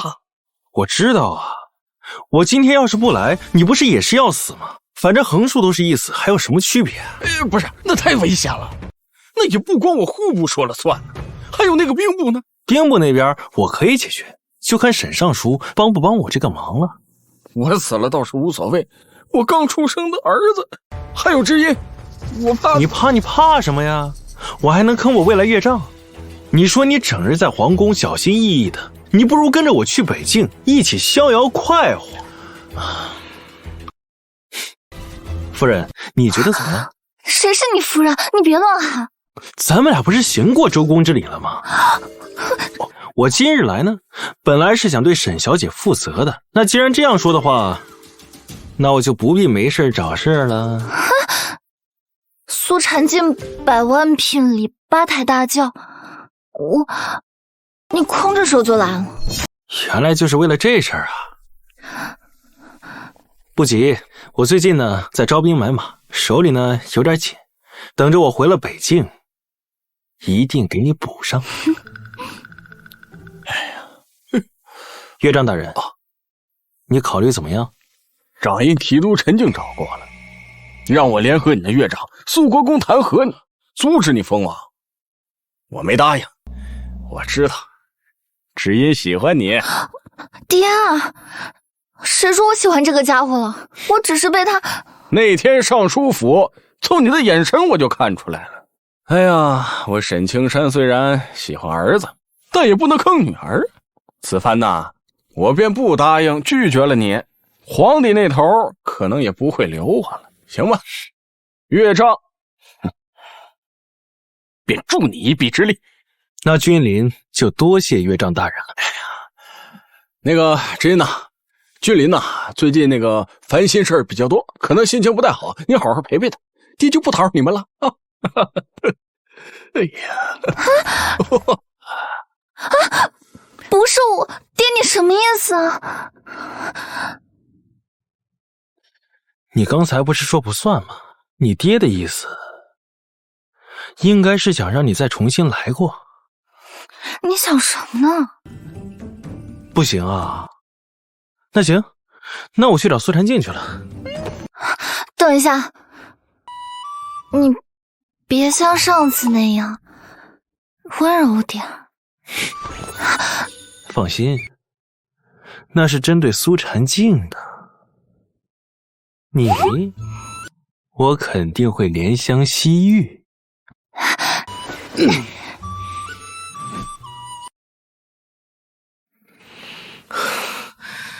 你家小姐也真是的，这好好的上书府不待，跑来这城西做什么呀？她在哪个屋呀？我家小姐就在这屋。知音，萧君临，你怎么在这儿啊？我最近爱上诗集，这不来找沈姑娘探讨一下。对，就这样。知音，你过来，过来。人家知音是大夏秦甲，又不是大夏诗仙。你俩衣服怎么都乱糟糟的？你看我刚小睡起床，没有注意，在世子殿下面前失了风度。那你呢？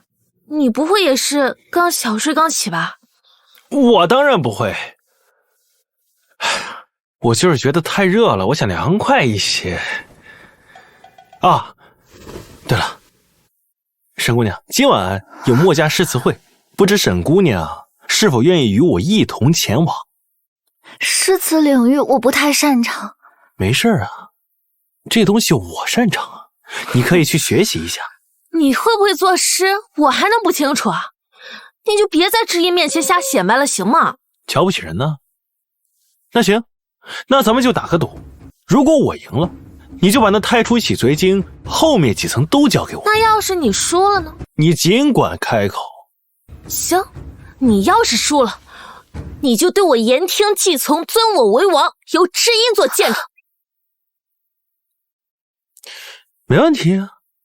你可想清楚了，禅境的诗词造诣虽然算不上顶尖一流，但绝非是普通文人雅士能够相比的。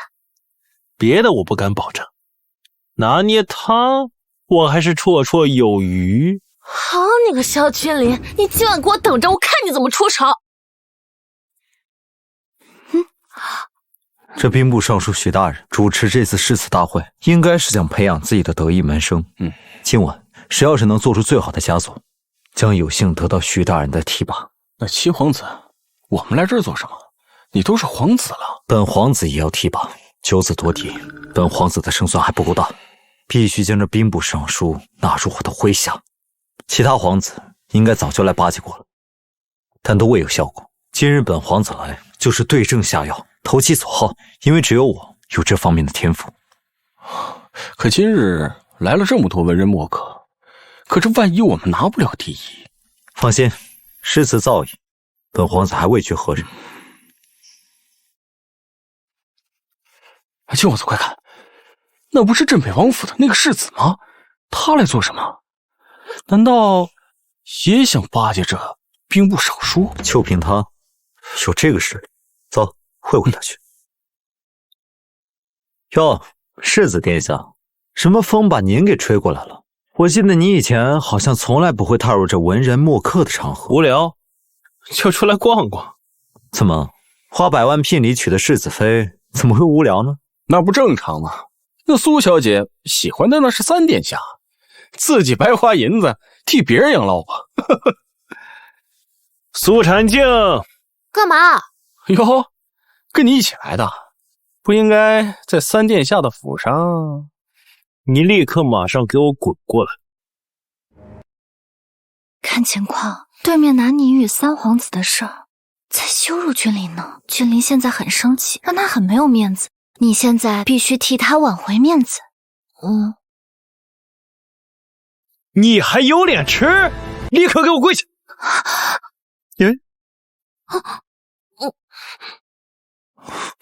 朕，我没让你跪啊，我让婵静跪啊。我与婵静情同姐妹，惹夫君不高兴，理应一同受罚。不是，你娶的不是国公府的千金吗？怎么尚书府的千金也？怎么？堂堂镇国公世子，纳妾娶二房，还要经过你们同意？不是，姐妹，你真偷我家呀？今儿要不是有我在，现在下跪领罚的就是你一人了。姐妹陪你扛了，而且我一分聘礼没要。啊，那也行吧。我一个人对付萧君临确实有点吃力。姐妹，有你在，我们姐妹同心。这萧君临还不是轻松拿捏？但是我们现在的枪口不应该一律对外吗？现在他们正羞辱夫君呢。厉害啊！谁说镇北王世子被国公府千金拿捏自如啊？你看，这不是被收拾的服服帖帖吗？对啊，无被楷模呀！连如此高冷的大夏亲家苏之音都被调教的如此听话，这才是真男人呐！听话又怎么样？还不是三殿下玩过的二手货？你说什么呢？我说的不对吗？你爱的难道不是三殿下？你们两个难道是清白的？我告诉你，萧君临才是我的夫君，别给我提什么三殿下，他不配。你敢打我？我打你怎么了？你区区一个中书侍郎之子，而我可是国公府千金，你要是再敢嘴臭，当心我撕烂你的嘴！好一个国公府千金，官位不小啊！人家说的有错吗？你与我三哥之事满朝皆知，你敢说不？不是你，婵静，这可是皇子，他就算是皇子，我也要打他，哪怕就是犯下死罪，我也要以死证明我的清白。我苏婵静的夫君是他萧君临，我是他完完整整的女人。这小八婆看来真是清醒长大了呀。好啊，既然你一心求死，那我就成全你。来人，把这个女人给我拿下带走。等一下，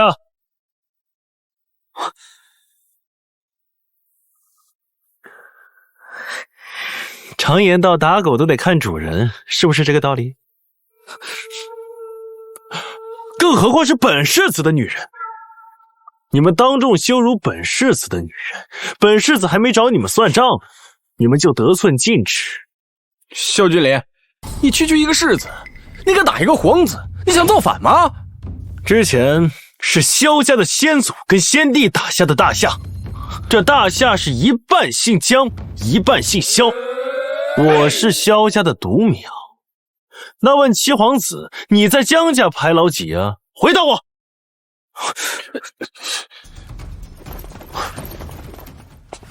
这是在做什么？世子爷，您可是稀客呀！徐大人，徐大人，这位世子爷在你的尸柜上当众打人，还打了皇子一耳光。世子爷，这未免也太过嚣张跋扈了。嚣张跋扈，这要换作徐大人，早就跟这七皇子刀枪相见。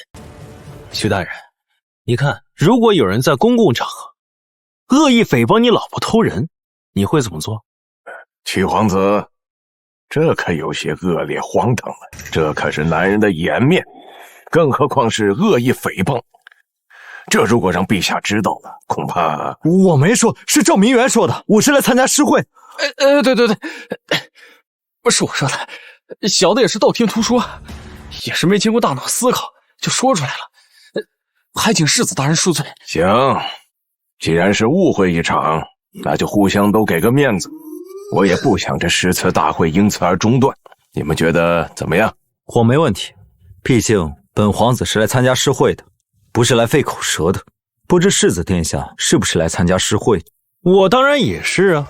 好，那咱俩用诗词较量一番如何？倍感荣幸。哼，好，为了让这场较量更有趣一点，输的一方学狗叫，如何？什么？你让唐南镇北王世子学狗叫？也是，我差点忘了，这镇北王世子文不成武不就的，是有点欺负他了。可以，不就是学狗叫吗？我最爱学了。接了。你疯了！七皇子可是所有皇子中诗词造诣最高的，他的一些诗词我读过都赞不绝口。哦，我倒想看看有多赞不绝口。哼，好，君子一言，驷马难追，可别让在场的那些文人笑。放心，本世子玩得起。徐大人，出题吧。哦，让我出题啊？那这样吧，就以微臣为题，如何？以徐大人为题，那就是以徐大人作诗了。可以这么理解。今年的题目另类啊，往年都是以山水故乡作诗。哎呀，确实别出心裁，不过难度不小啊，毕竟从来没有人做过。哎，你可得好好想想，俊林要是输了，那丢脸可就丢大了。我知道，但我觉得许大人不是很了解，我怕我做的诗，使劲夸他便是了呀。夸他啊，明白了。不知诸位谁来献这个头彩啊？我先来。好，你也要比？当然啦，萧君临是我男人，这种小事轮不着他上场，我一个女人就能压制你。说得好听，自己不行让女人上。不，七皇子你误会了，他是他，我是我，因为我们夫妻之间还有赌约。不是，你真敢上啊？要不然让禅静代替你算了。不行，今天就得各论各。好，既然世子爷想学狗叫，那我成全你。施夫人，开始吧。赞兵部尚书苏禅静，虎杖筹鞭气自雄，腰悬宝剑斜长虹，辉明震击千山岳，马踏声吹万里风。哎，你别说啊，这赞的还可以呢。可以是可以，不过还是觉得不太贴切。当然不贴切了，他把徐大人夸成了虎大三粗的武夫了，但人家徐大人可是文韬武略之人。施夫人，你还得练。听听我的吧。笔底冰肌藏日月，胸中韬略定乾坤。能调豫章三军令，意助轻鞭万古论。好，这个好啊，这个把徐大人能文能武的实力完全的刻画出来了啊！对啊，既能调三军，还能编万古论，完美，简直完美啊！完了，我们输了。哎，等等，你能不能把那个闷字儿给我去了呀？你只能说苏禅静输了，怎么能带上我呢？我这还没做呢。哎呦，世子爷，不是我瞧不起你，这七皇子把徐大人能夸的都夸了，已经是无懈可击，你还能夸什么呢？难道夸徐大人胃口好能吃吗？的确，如果七皇子的诗未出，和世子妃还能比一比。就是啊，要是再做出一首烂诗，这跟他一比，那就丢人丢到家了。烂不烂诗你们说了不算，得徐大人说了算。洗耳恭听。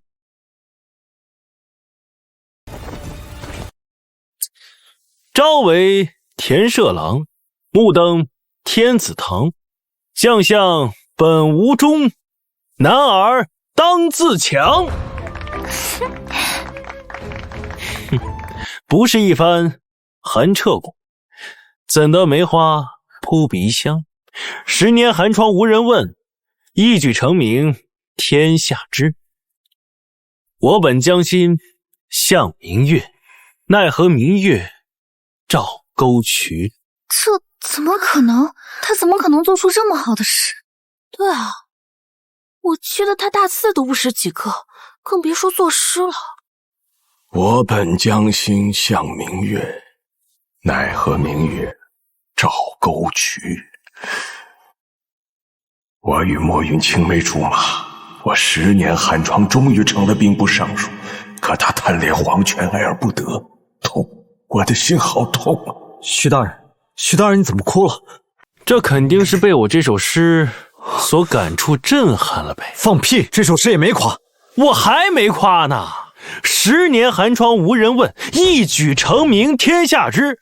我夸的是徐大人这些年的努力和一路走来的不容易。那我本将心照明月，奈何明月照沟渠是什么意思？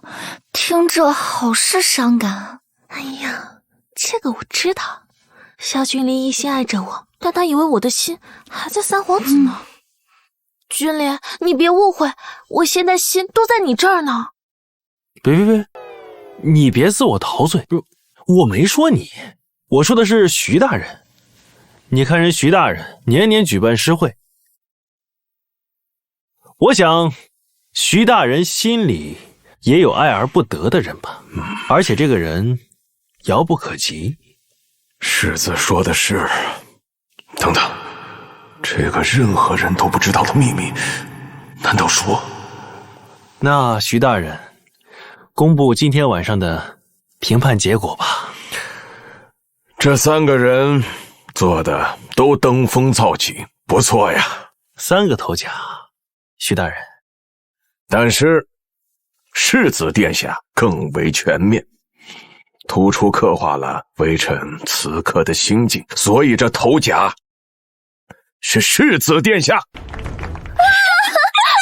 好啊，这个头甲实至名归啊！确实，就是没想到世子殿下如今这么有文采。天哪，是灵蝶姑娘，她竟然也来了！灵蝶姑娘可是江南第1名魁，博览群书，才高8斗呀！我还以为情报有误呢，没想到这万花公主还是来了。不好意思，诸位，我好像来晚了。不迟啊！灵蝶姑娘现在做也来得及。方才听闻世子殿下佳作石破天惊，让小女子心神俱醉。小女子哪还敢比呀？灵蝶姑娘谦虚了。小女子是发自内心的。本来今日带了一壶珍藏美酒，想与各位世子佳人饮酒论英雄的，这不来晚了吗？灵蝶姑娘，不知是什么美酒啊？这一壶叫醉生梦死，不知殿下这般妙人，可否品出此酒真意？醉生梦死，世子殿下，美人心意，可莫要辜负啊！是啊，这灵蝶姑娘的私藏，我等想喝都喝不上呢。看来刚才的大男人都是装的，世子肯定是怕两个老婆吃醋，没想到还是个软柿子。是啊，真看不出。这突如其来的美人计，弄得本世子还真有些不知如何破局。那就玩贱的吧。本世子生平最爱喝美女味的酒了。那小女倍感荣幸，还请殿下好饮一杯。殿下这是……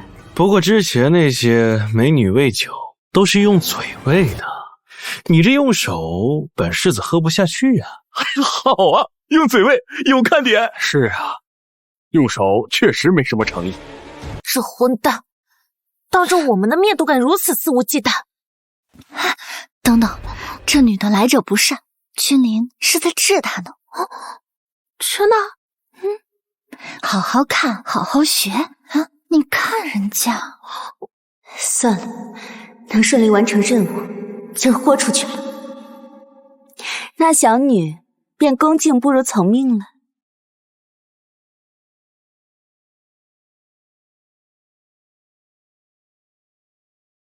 不是吧？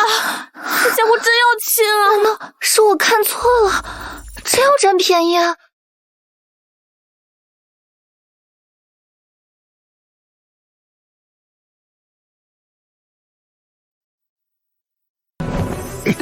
你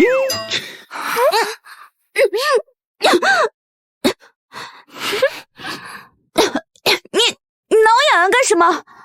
我没有啊，这用嘴喂的话，不得搂腰吗？对，灵蝶姑娘，你这腰太细了，我这一时没忍住，我就搂了一把。刚才不算，再来一次，再来一次。小女身体略感不适，先行告辞了，下次再和世子殿下喝。哎，别急啊，灵蝶姑娘，我还想请你去我府上斗斗诗呢。听闻灵蝶姑娘才高8斗，你才是我渴望的那个对手。走吧。走。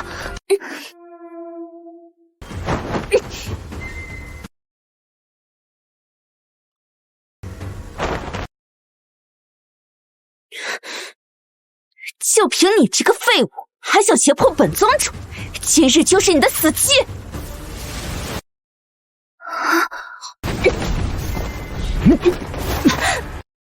这女人果真是有备而来的。我早跟你说过了。君临，你有没有事啊？要不要呼叫救兵？这女人中毒了，坚持不了多久。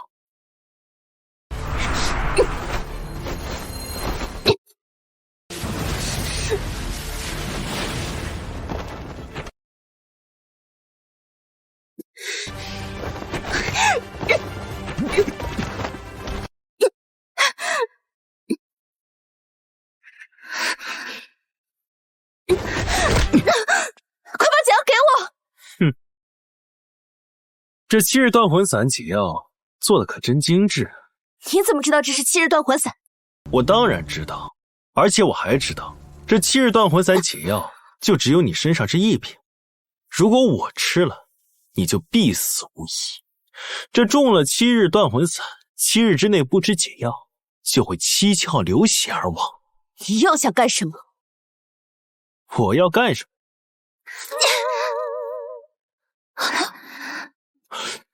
你们着什么急啊？让我装会儿逼啊！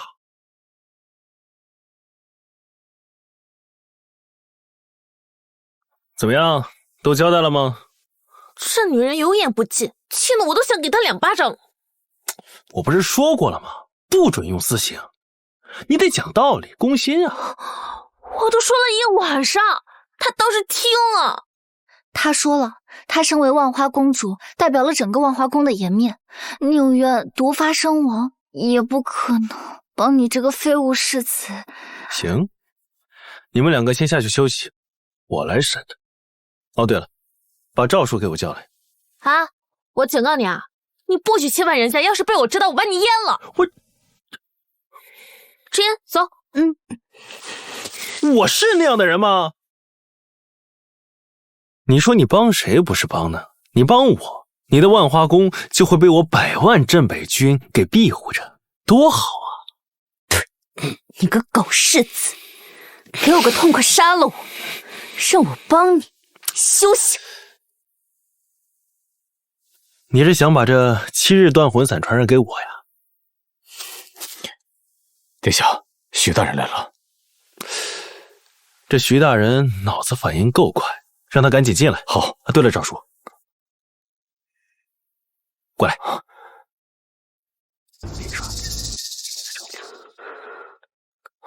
殿下，真有这么高啊？当然，你速度去办。是。狗世子，你又想干什么？不干什么，你安心睡会儿吧。世子殿下，徐大人，稀客呀，怎么想起来我府上了呀？哎呀，这不是诗会的规矩吗？哦，头家可以让微臣啊满足一个要求。这昨日你走得太突然了，今日我还不得登门拜访啊？这灵蝶姑娘是怎么了？想要本世子命的人太多了，我都习惯了。咱说咱这头的事儿，走，出去聊。放开我！你放开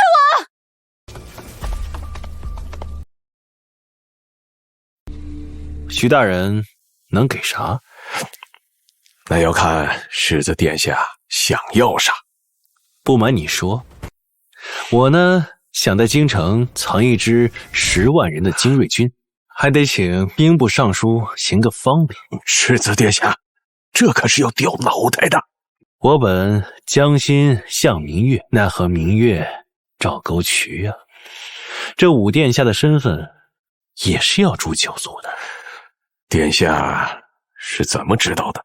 这个你不用担心，你只需要记好这个秘密，不会有第2个人知道。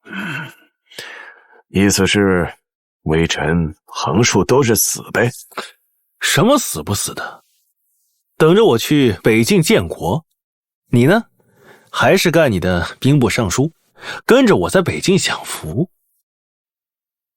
给谁打工不是打呢？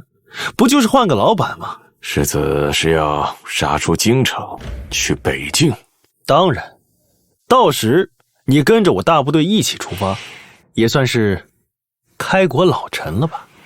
行，那微臣就听世子殿下。那本世子就不送徐大人了，我还得处理一下那个冥顽不悟的杀手。那微臣便告辞了。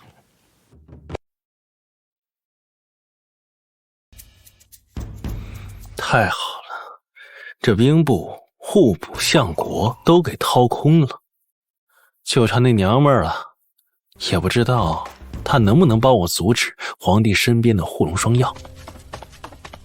殿下，京城最好的2位女画师都在这儿，画的画可谓是惟妙惟肖。都交代好了吧？放心吧，殿下，我们知道。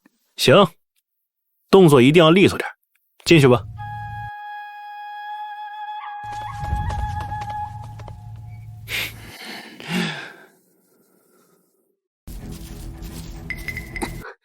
你们又是谁？想干什么？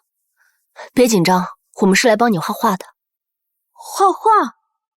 殿下交代，先穿着衣服画，然后一件件脱衣服，循序渐进，最后一丝不挂，从不同的角度作画。什么？把那个狗世子给我叫回来！殿下已经走了，并锁上了门，画不好，我们也不能出去。不要！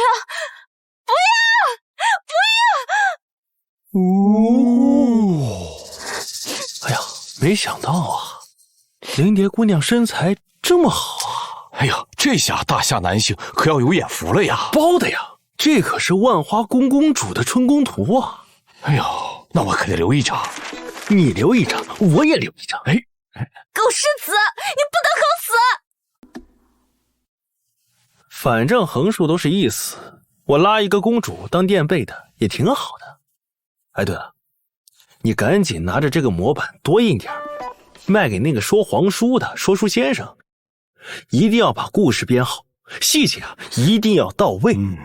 好。哎，那这下万花宫可是出了大名了。那可不是嘛。等一下，怎么了？你对细节还有什么问题吗？不要将这些东西流传出去。你想要什么，我听你的就是。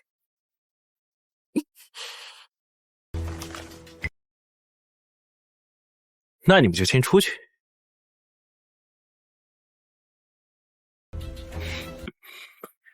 就没有我萧君临拿捏不了的女人。你以为你不怕死就能逃脱吗？有些东西啊，比死还可怕。你个混蛋，当徒子！你在骂我？你信不信我把这些东西马上就给你送出去？我这没叫男画师来给你画，就给你留足了颜面。真不知道好坏。反正啊，这任务啊也简单。什么任务？你不是擅长潜伏制毒暗杀吗？你就想办法把皇帝身边的护龙霜药给我阻止了，最好是能直接给我毒死。你开什么玩笑？那都是宗师级别的顶尖高手，会中我的毒？你毒不死，你也想办法给我遏制住，或者让你万花宫的人能拖住他们，不能影响我出城。我出城之后，我就会把解药给你，并且当着你的面把画给销毁。当然，你也可以不这么做，但是如果我死后，你也会身败名裂。行，我答应你。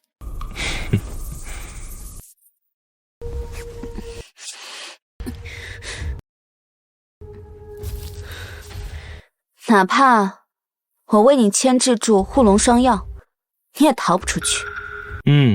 我临死的时候一定会把解药给你，并且会把这幅画给销毁，因为那是我的问题，我不行，我不中用。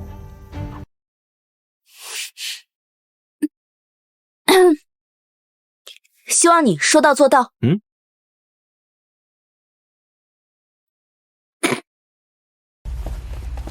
也不知道那家伙劝那女的什么的怎么样了。应该很难，毕竟一个人连生死都不怕，他怎么可能会屈服于你呢？你怎么出来了？我不出来，怎么替你家男人执行任务？他说服你了？说服？我就没有见过这世上有如此贱的男人。真有你的，你真把他给说服了？当然了，轻松拿捏。可他骂你贱是怎么回事？哎呀，吵不过骂两句不正常吗？这什么？哎，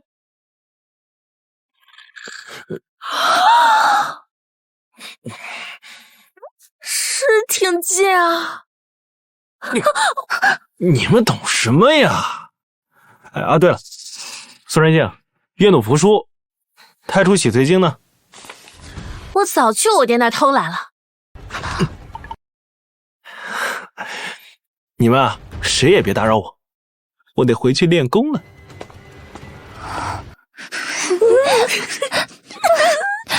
走，羞死了！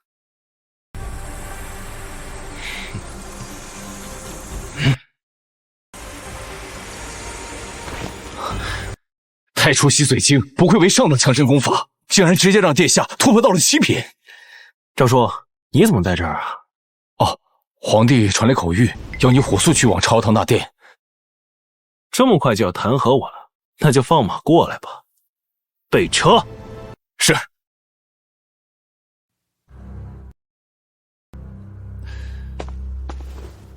陛下，不知陛下宣本世子所谓何事啊？世子殿下，本国公要弹劾你。哦，弹劾我什么呀？你3番5次要求陛下加急册封，我问你，懂军事吗？你懂如何带兵打仗？这100万镇北大军交到你的手里，岂不是置整个大夏安危于不顾吗？没错，掌管100万大军，靠的是卓越军事才能，并不是当着众人磕头说几句誓言这么简单。这下不好办了，若世子真不懂军事打仗，今儿本相可能都帮不了他。我这贤婿，我还没去北境享福呢，就要夭折于此吗？完了，这世子那么精妙绝伦的诗句都能做出来，可惜没去过军营呀，更别说懂军事兵法。怎么，哑口无言了？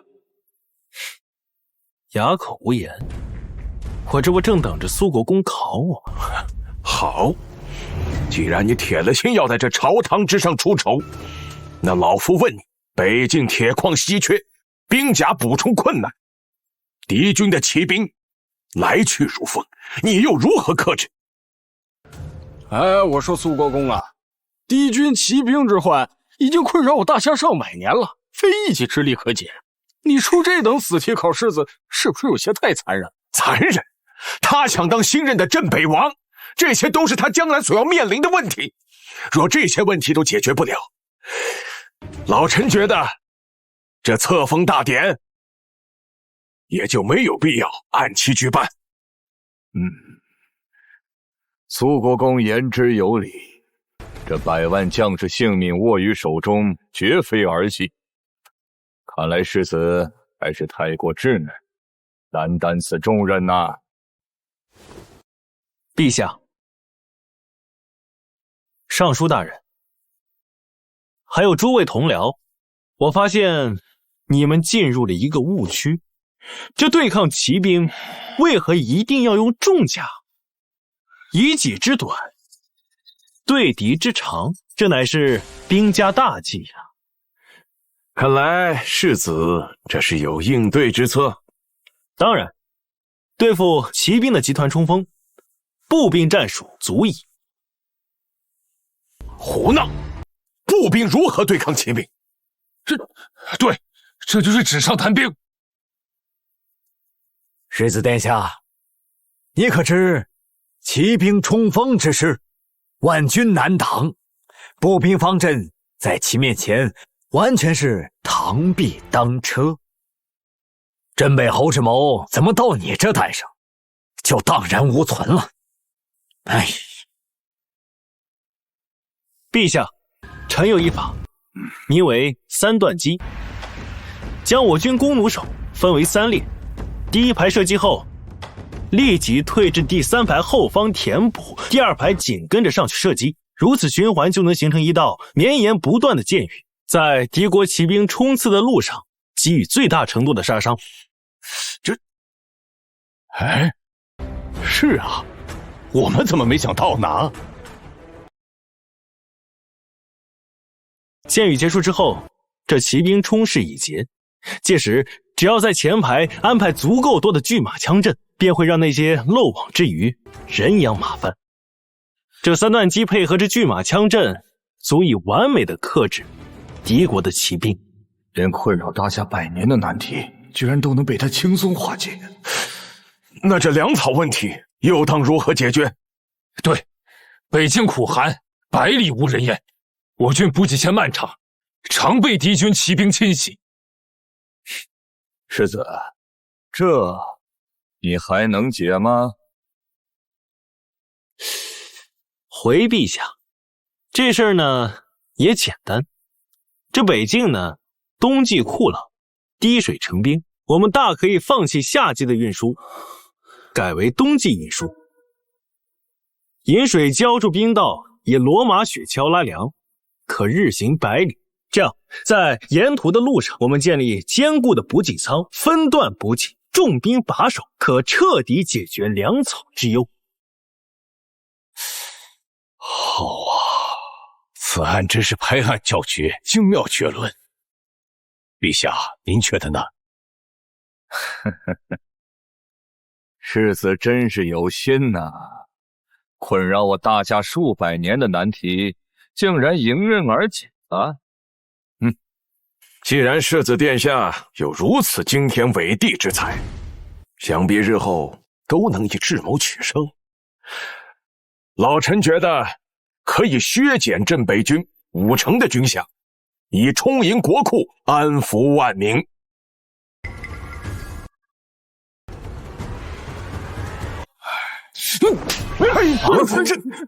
这是什么呀？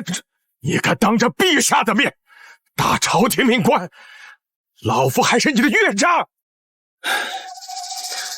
没办法呀，我得为大夏的亿万子民着想啊。君临只能在陛下面前大义灭亲了。陛下，这北境呢，乃是我们大夏的国门，此辽提议要削减1半的军费，这不摆明的让我们大夏门户洞开，让敌寇铁蹄踏中原，生灵涂炭吗？你说这家伙安的是什么心？他肯定是敌国的细作，血口喷人！陛下，你不能听他瞎说呀！我瞎说，这可是你自己亲口说的呀。这北境天寒地冻，环境恶劣的，你还要削减1半的军费，这明摆着让北境失守，让敌寇袭朝。来人，把这狗汉奸给我带下去！陛下，臣是忠臣啊！陛下，你想证明自己是忠臣，就把你国公府的财产全部变卖了，送去北境以表忠心，不然你就是汉奸，你就是敌国的奸细。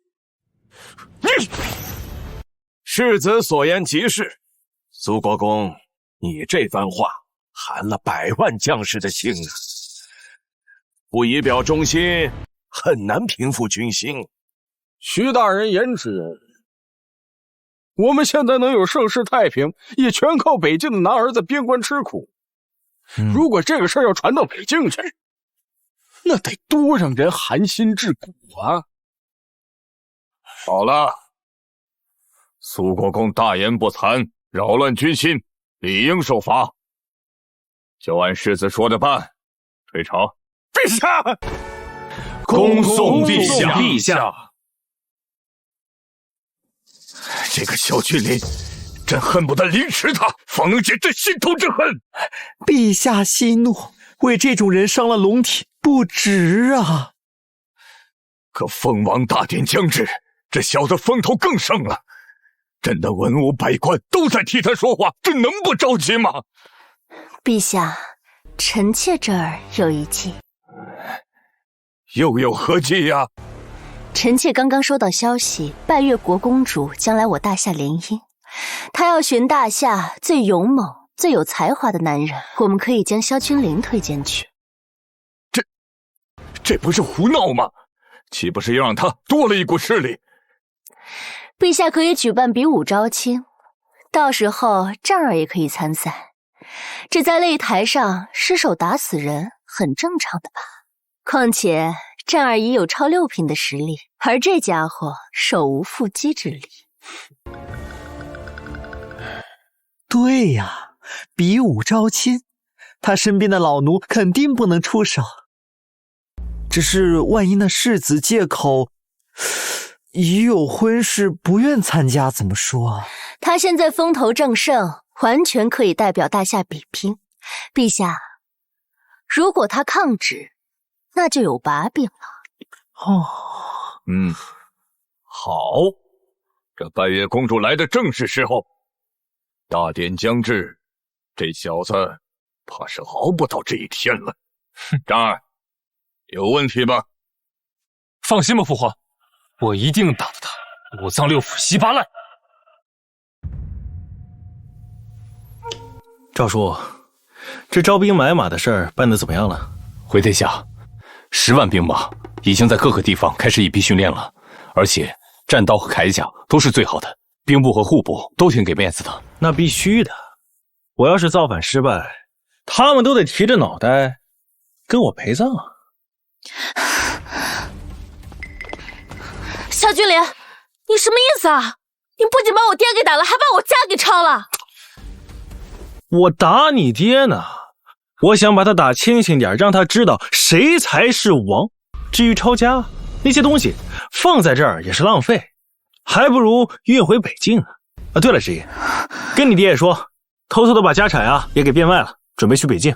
夏君临，你把我爹给打了，他是不会跟你去北境的，除非你跟他道歉。你再话多，信不信我连你一起打呀？他不想去北境，就让他在这儿等死。对了，老赵，徐大人那边你也去通知一声。是。情报系统刷新。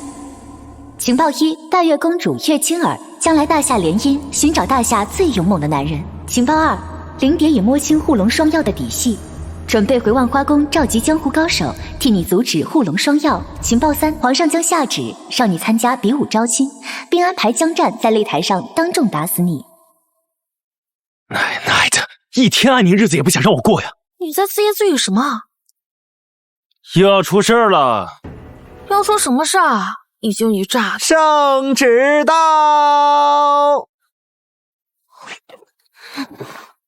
奉天承运，皇帝诏曰：拜月国公主月清儿将与大夏联姻，比武招亲，寻找大夏最勇猛之人。朕特邀镇北王世子前往参加，扬我大夏国威，亲子。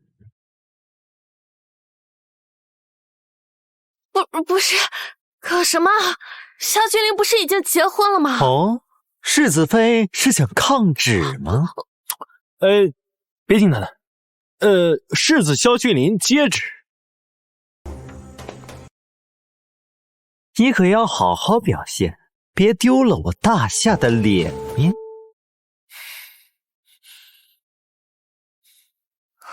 这怎么说？还用怎么说？去呗。白得一个老婆不好吗？再说了，江战不是想在擂台上打死我吗？我倒要看看他有没有这个本事。拜月国有20万铁骑，如果我能取下这拜月公主，那将是如虎添翼呀！七弟，你来这比武现场做什么？你不是有婚约吗？没办法，我更喜欢西域的女人。哟，真是热闹呀！几位皇子，待会儿可要让着九弟我啊！萧俊林，你来做什么？你不是有2个老婆了吗？本世子想体验一下西域风味，不行吗？这有老婆还来，世子可真是不懂得拒绝。我的礼收下了，其他皇子的你也没放过呀。就是，把我们耍得团团转。我耍什么了？我不是跟诸位都说过吗？我对诸位皇子都一视同仁吗？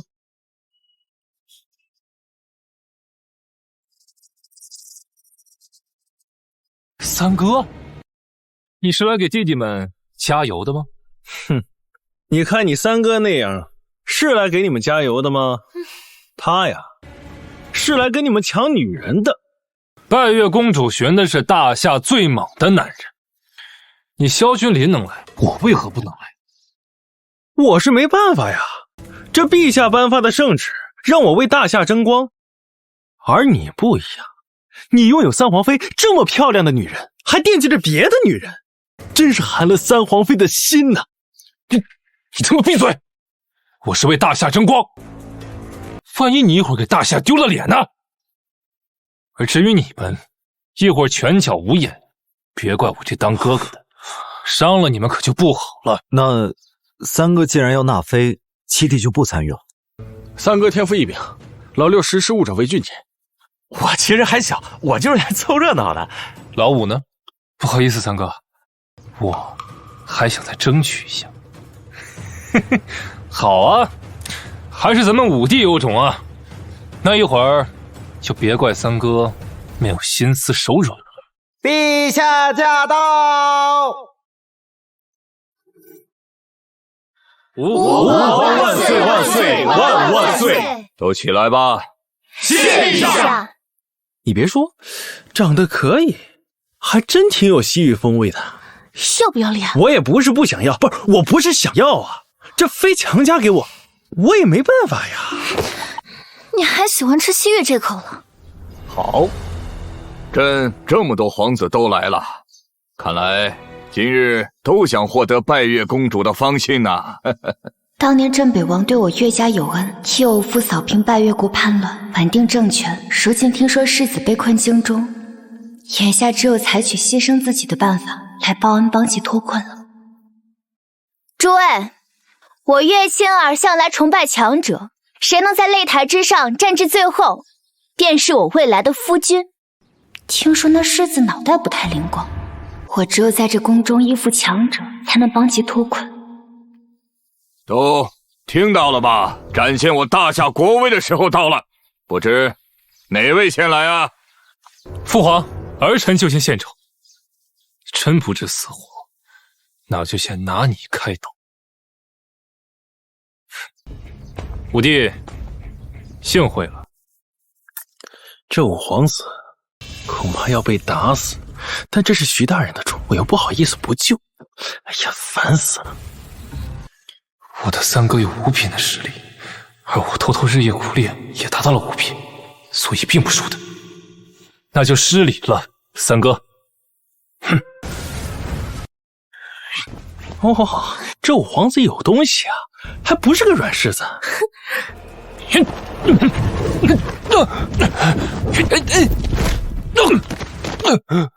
这哪里是比武，这感觉是在杀人。江战的心这么狠吗？一会儿君临该怎么办呀？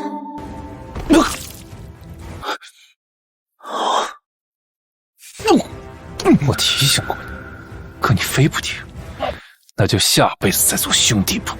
哎，等一下！还以为你是拳脚切磋，点到为止，没想到你这个家伙居然有这武力真气。哎，我们不打了，哎，不打了，我们认输，你赢了，这拜月公主是你的了，拜月公主归你了。等一下，萧君临，你可是接了圣旨，违抗圣旨就是死罪。对，镇北王世子之子接了旨又弃赛，便是抗旨，理应抄斩。什么？他居然就是镇北王的世子？我不顾一切来救他，没想到居然直接害了他。怎么，老家伙，你想违抗皇权啊？哼，准备选护龙双药。三皇子想多了，末将只是怕武殿下的血弄脏殿下的衣服。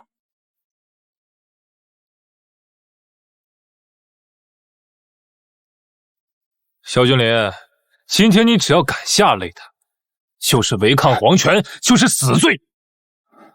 不要跟他打，他已经到达了6品的实力，我这5品都敌不过。你看，老五都说了，你欺负我这么一个手无缚鸡之力的小世子，有意义吗？有意义。今天只要上了擂台，要么力压全场走下去，要么被抬下去。看招！臭小子，终于该死了！哼，这心头之患总算是解除了。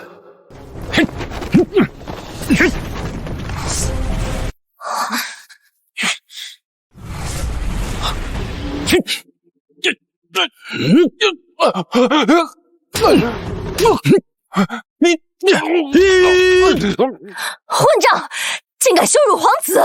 手打耳光是羞辱，那用脚呢？战儿，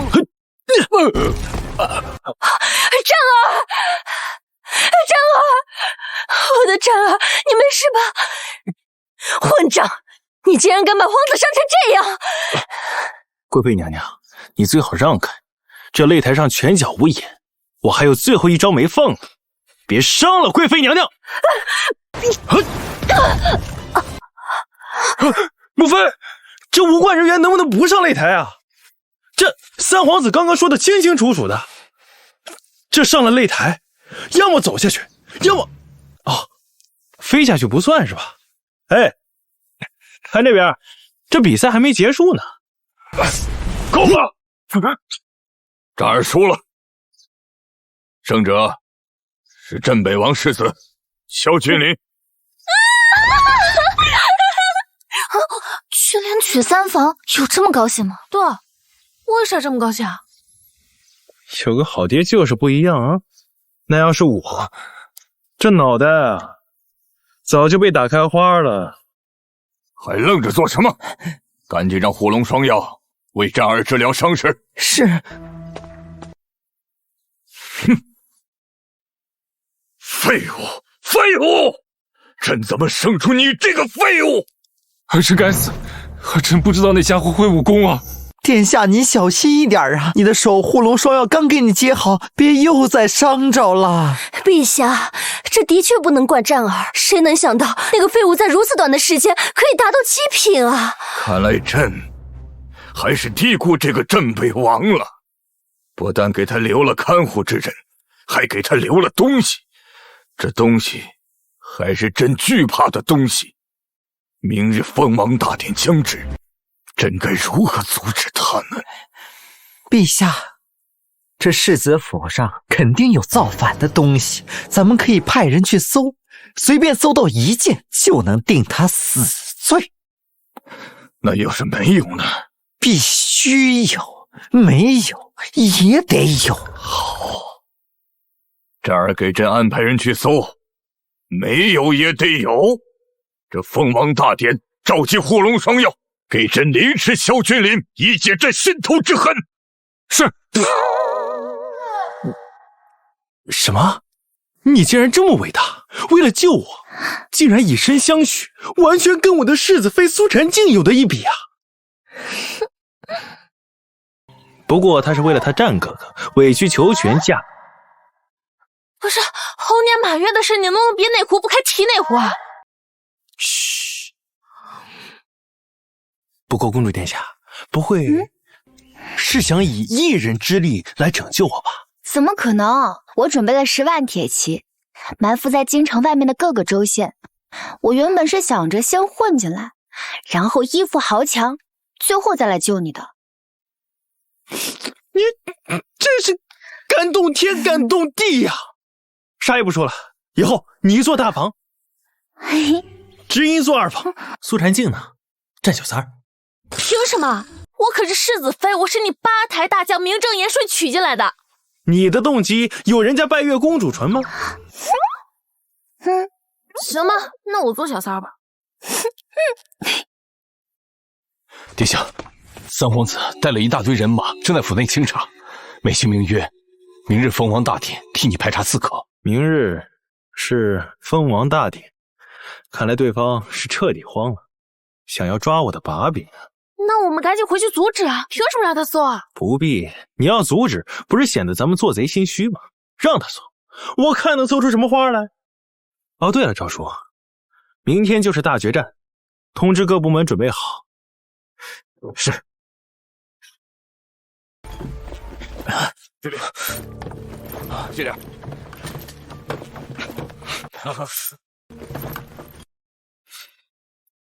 还有这儿。禀报三殿下，没有搜出任何有用的东西。不可能！殿下或屁股不可能擦这么干净，继续下大力度搜。是。这家伙能让我们肆无忌惮搜，应该是做足了准备的。看来只能栽赃嫁祸了。报告三殿下，我们在狮子床下发现了这个。哼，你他妈糊涂了！一件肚兜也能当做谋反的证据吗？小的立马接着搜。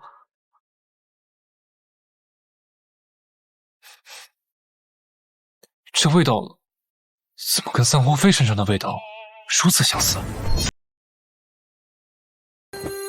这怎么了，三殿下？这是大婚时母后亲自刺绣的金凤肚兜，是送给三皇妃的礼物。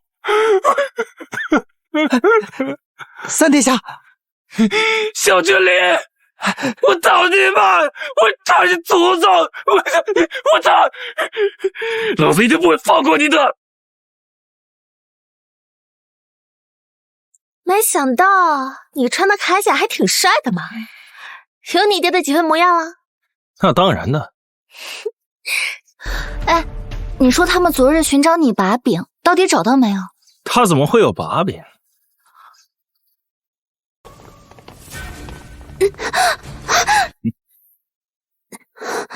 三殿下手好的挺快呀，你这么着急忙慌的过来，是庆祝我封王吗？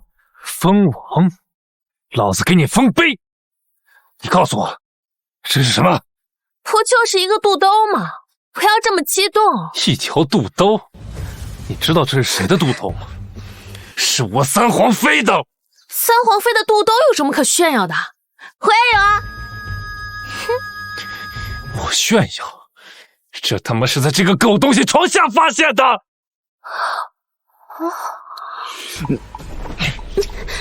江战，不怪世子，全是我的错，是我主动求欢的，跟他没有关系。不是，你到底有多少女人啊？这也太疯狂了吧！嘘嘘嘘嘘。三殿下，对不起，我知道你那方面不行。这三皇妃呢，空虚寂寞，来找我谈心，我一时没忍住啊。这事不怪他，一人做事一人当，怪我。难怪我女儿会一直帮他说话，原来这两个人……哼，镇北王世子强暴皇室王妃，丧心病狂，天理不容，理应满足抄斩。听到没有？给我杀了这狗杂碎！小君临，我们逃吧！快跑快跑！小君临，你在干嘛？快跑啊！该不会是彻底放弃抵抗，不想挣扎？糟了，我的10万铁骑还在城外，保护世子殿下！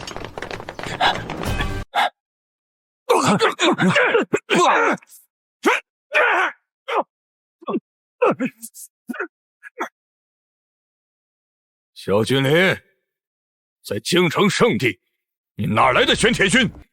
什么玄铁军啊？这只是我的护卫啊！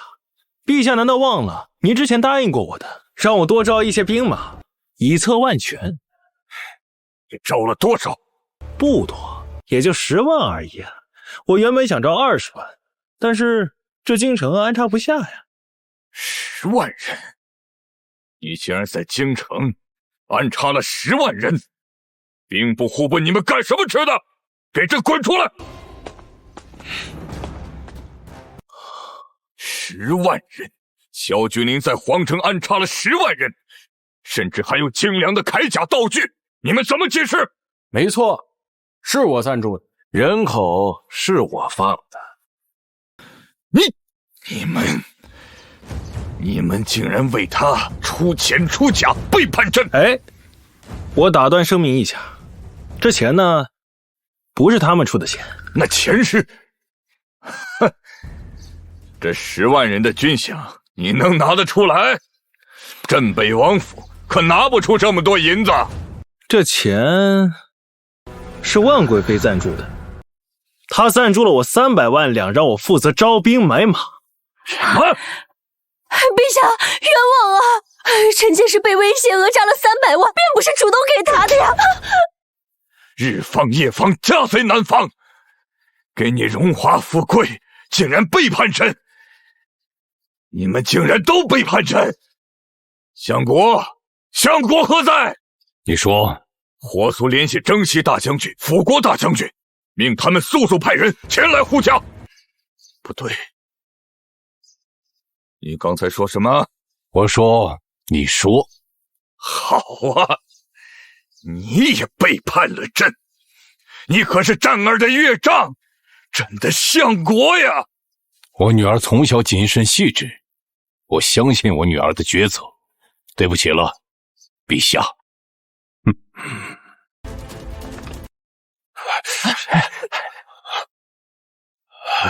对不住了，陛下，我一直对你忠心，你却抄了我的家，我只能跟我女儿一起到北京去讨生活了。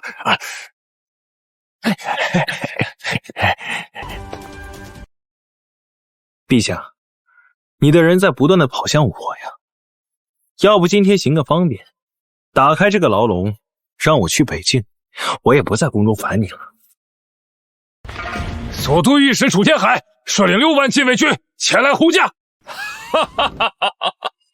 6万禁卫军，加上我护龙双药，小君临今日你跑不了了，所有人都要替他陪葬。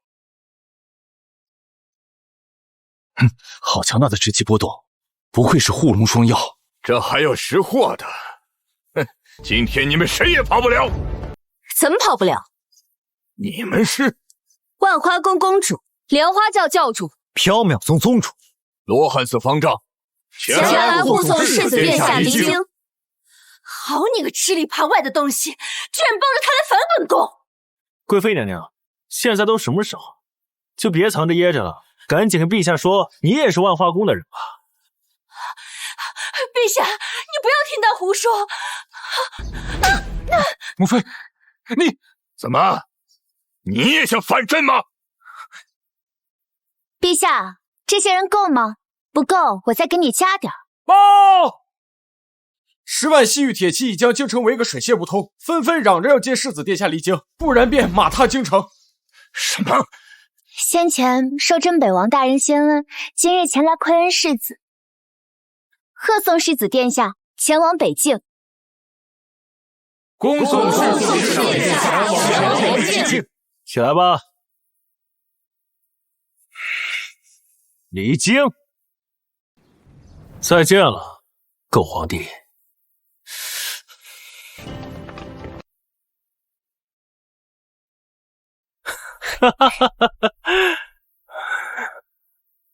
陛下，您让他就这么走了？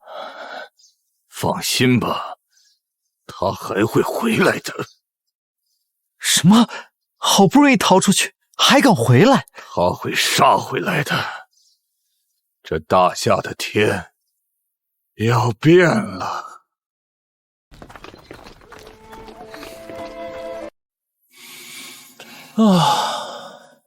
这京城外的空气真新鲜呐！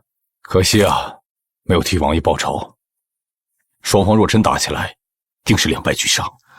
我们这么多人都打不过他吗？不好说啊，我感觉那皇帝实力在护龙双妖之上。他之所以不敢出手，也只是忌惮某样东西。你说大道藏天经？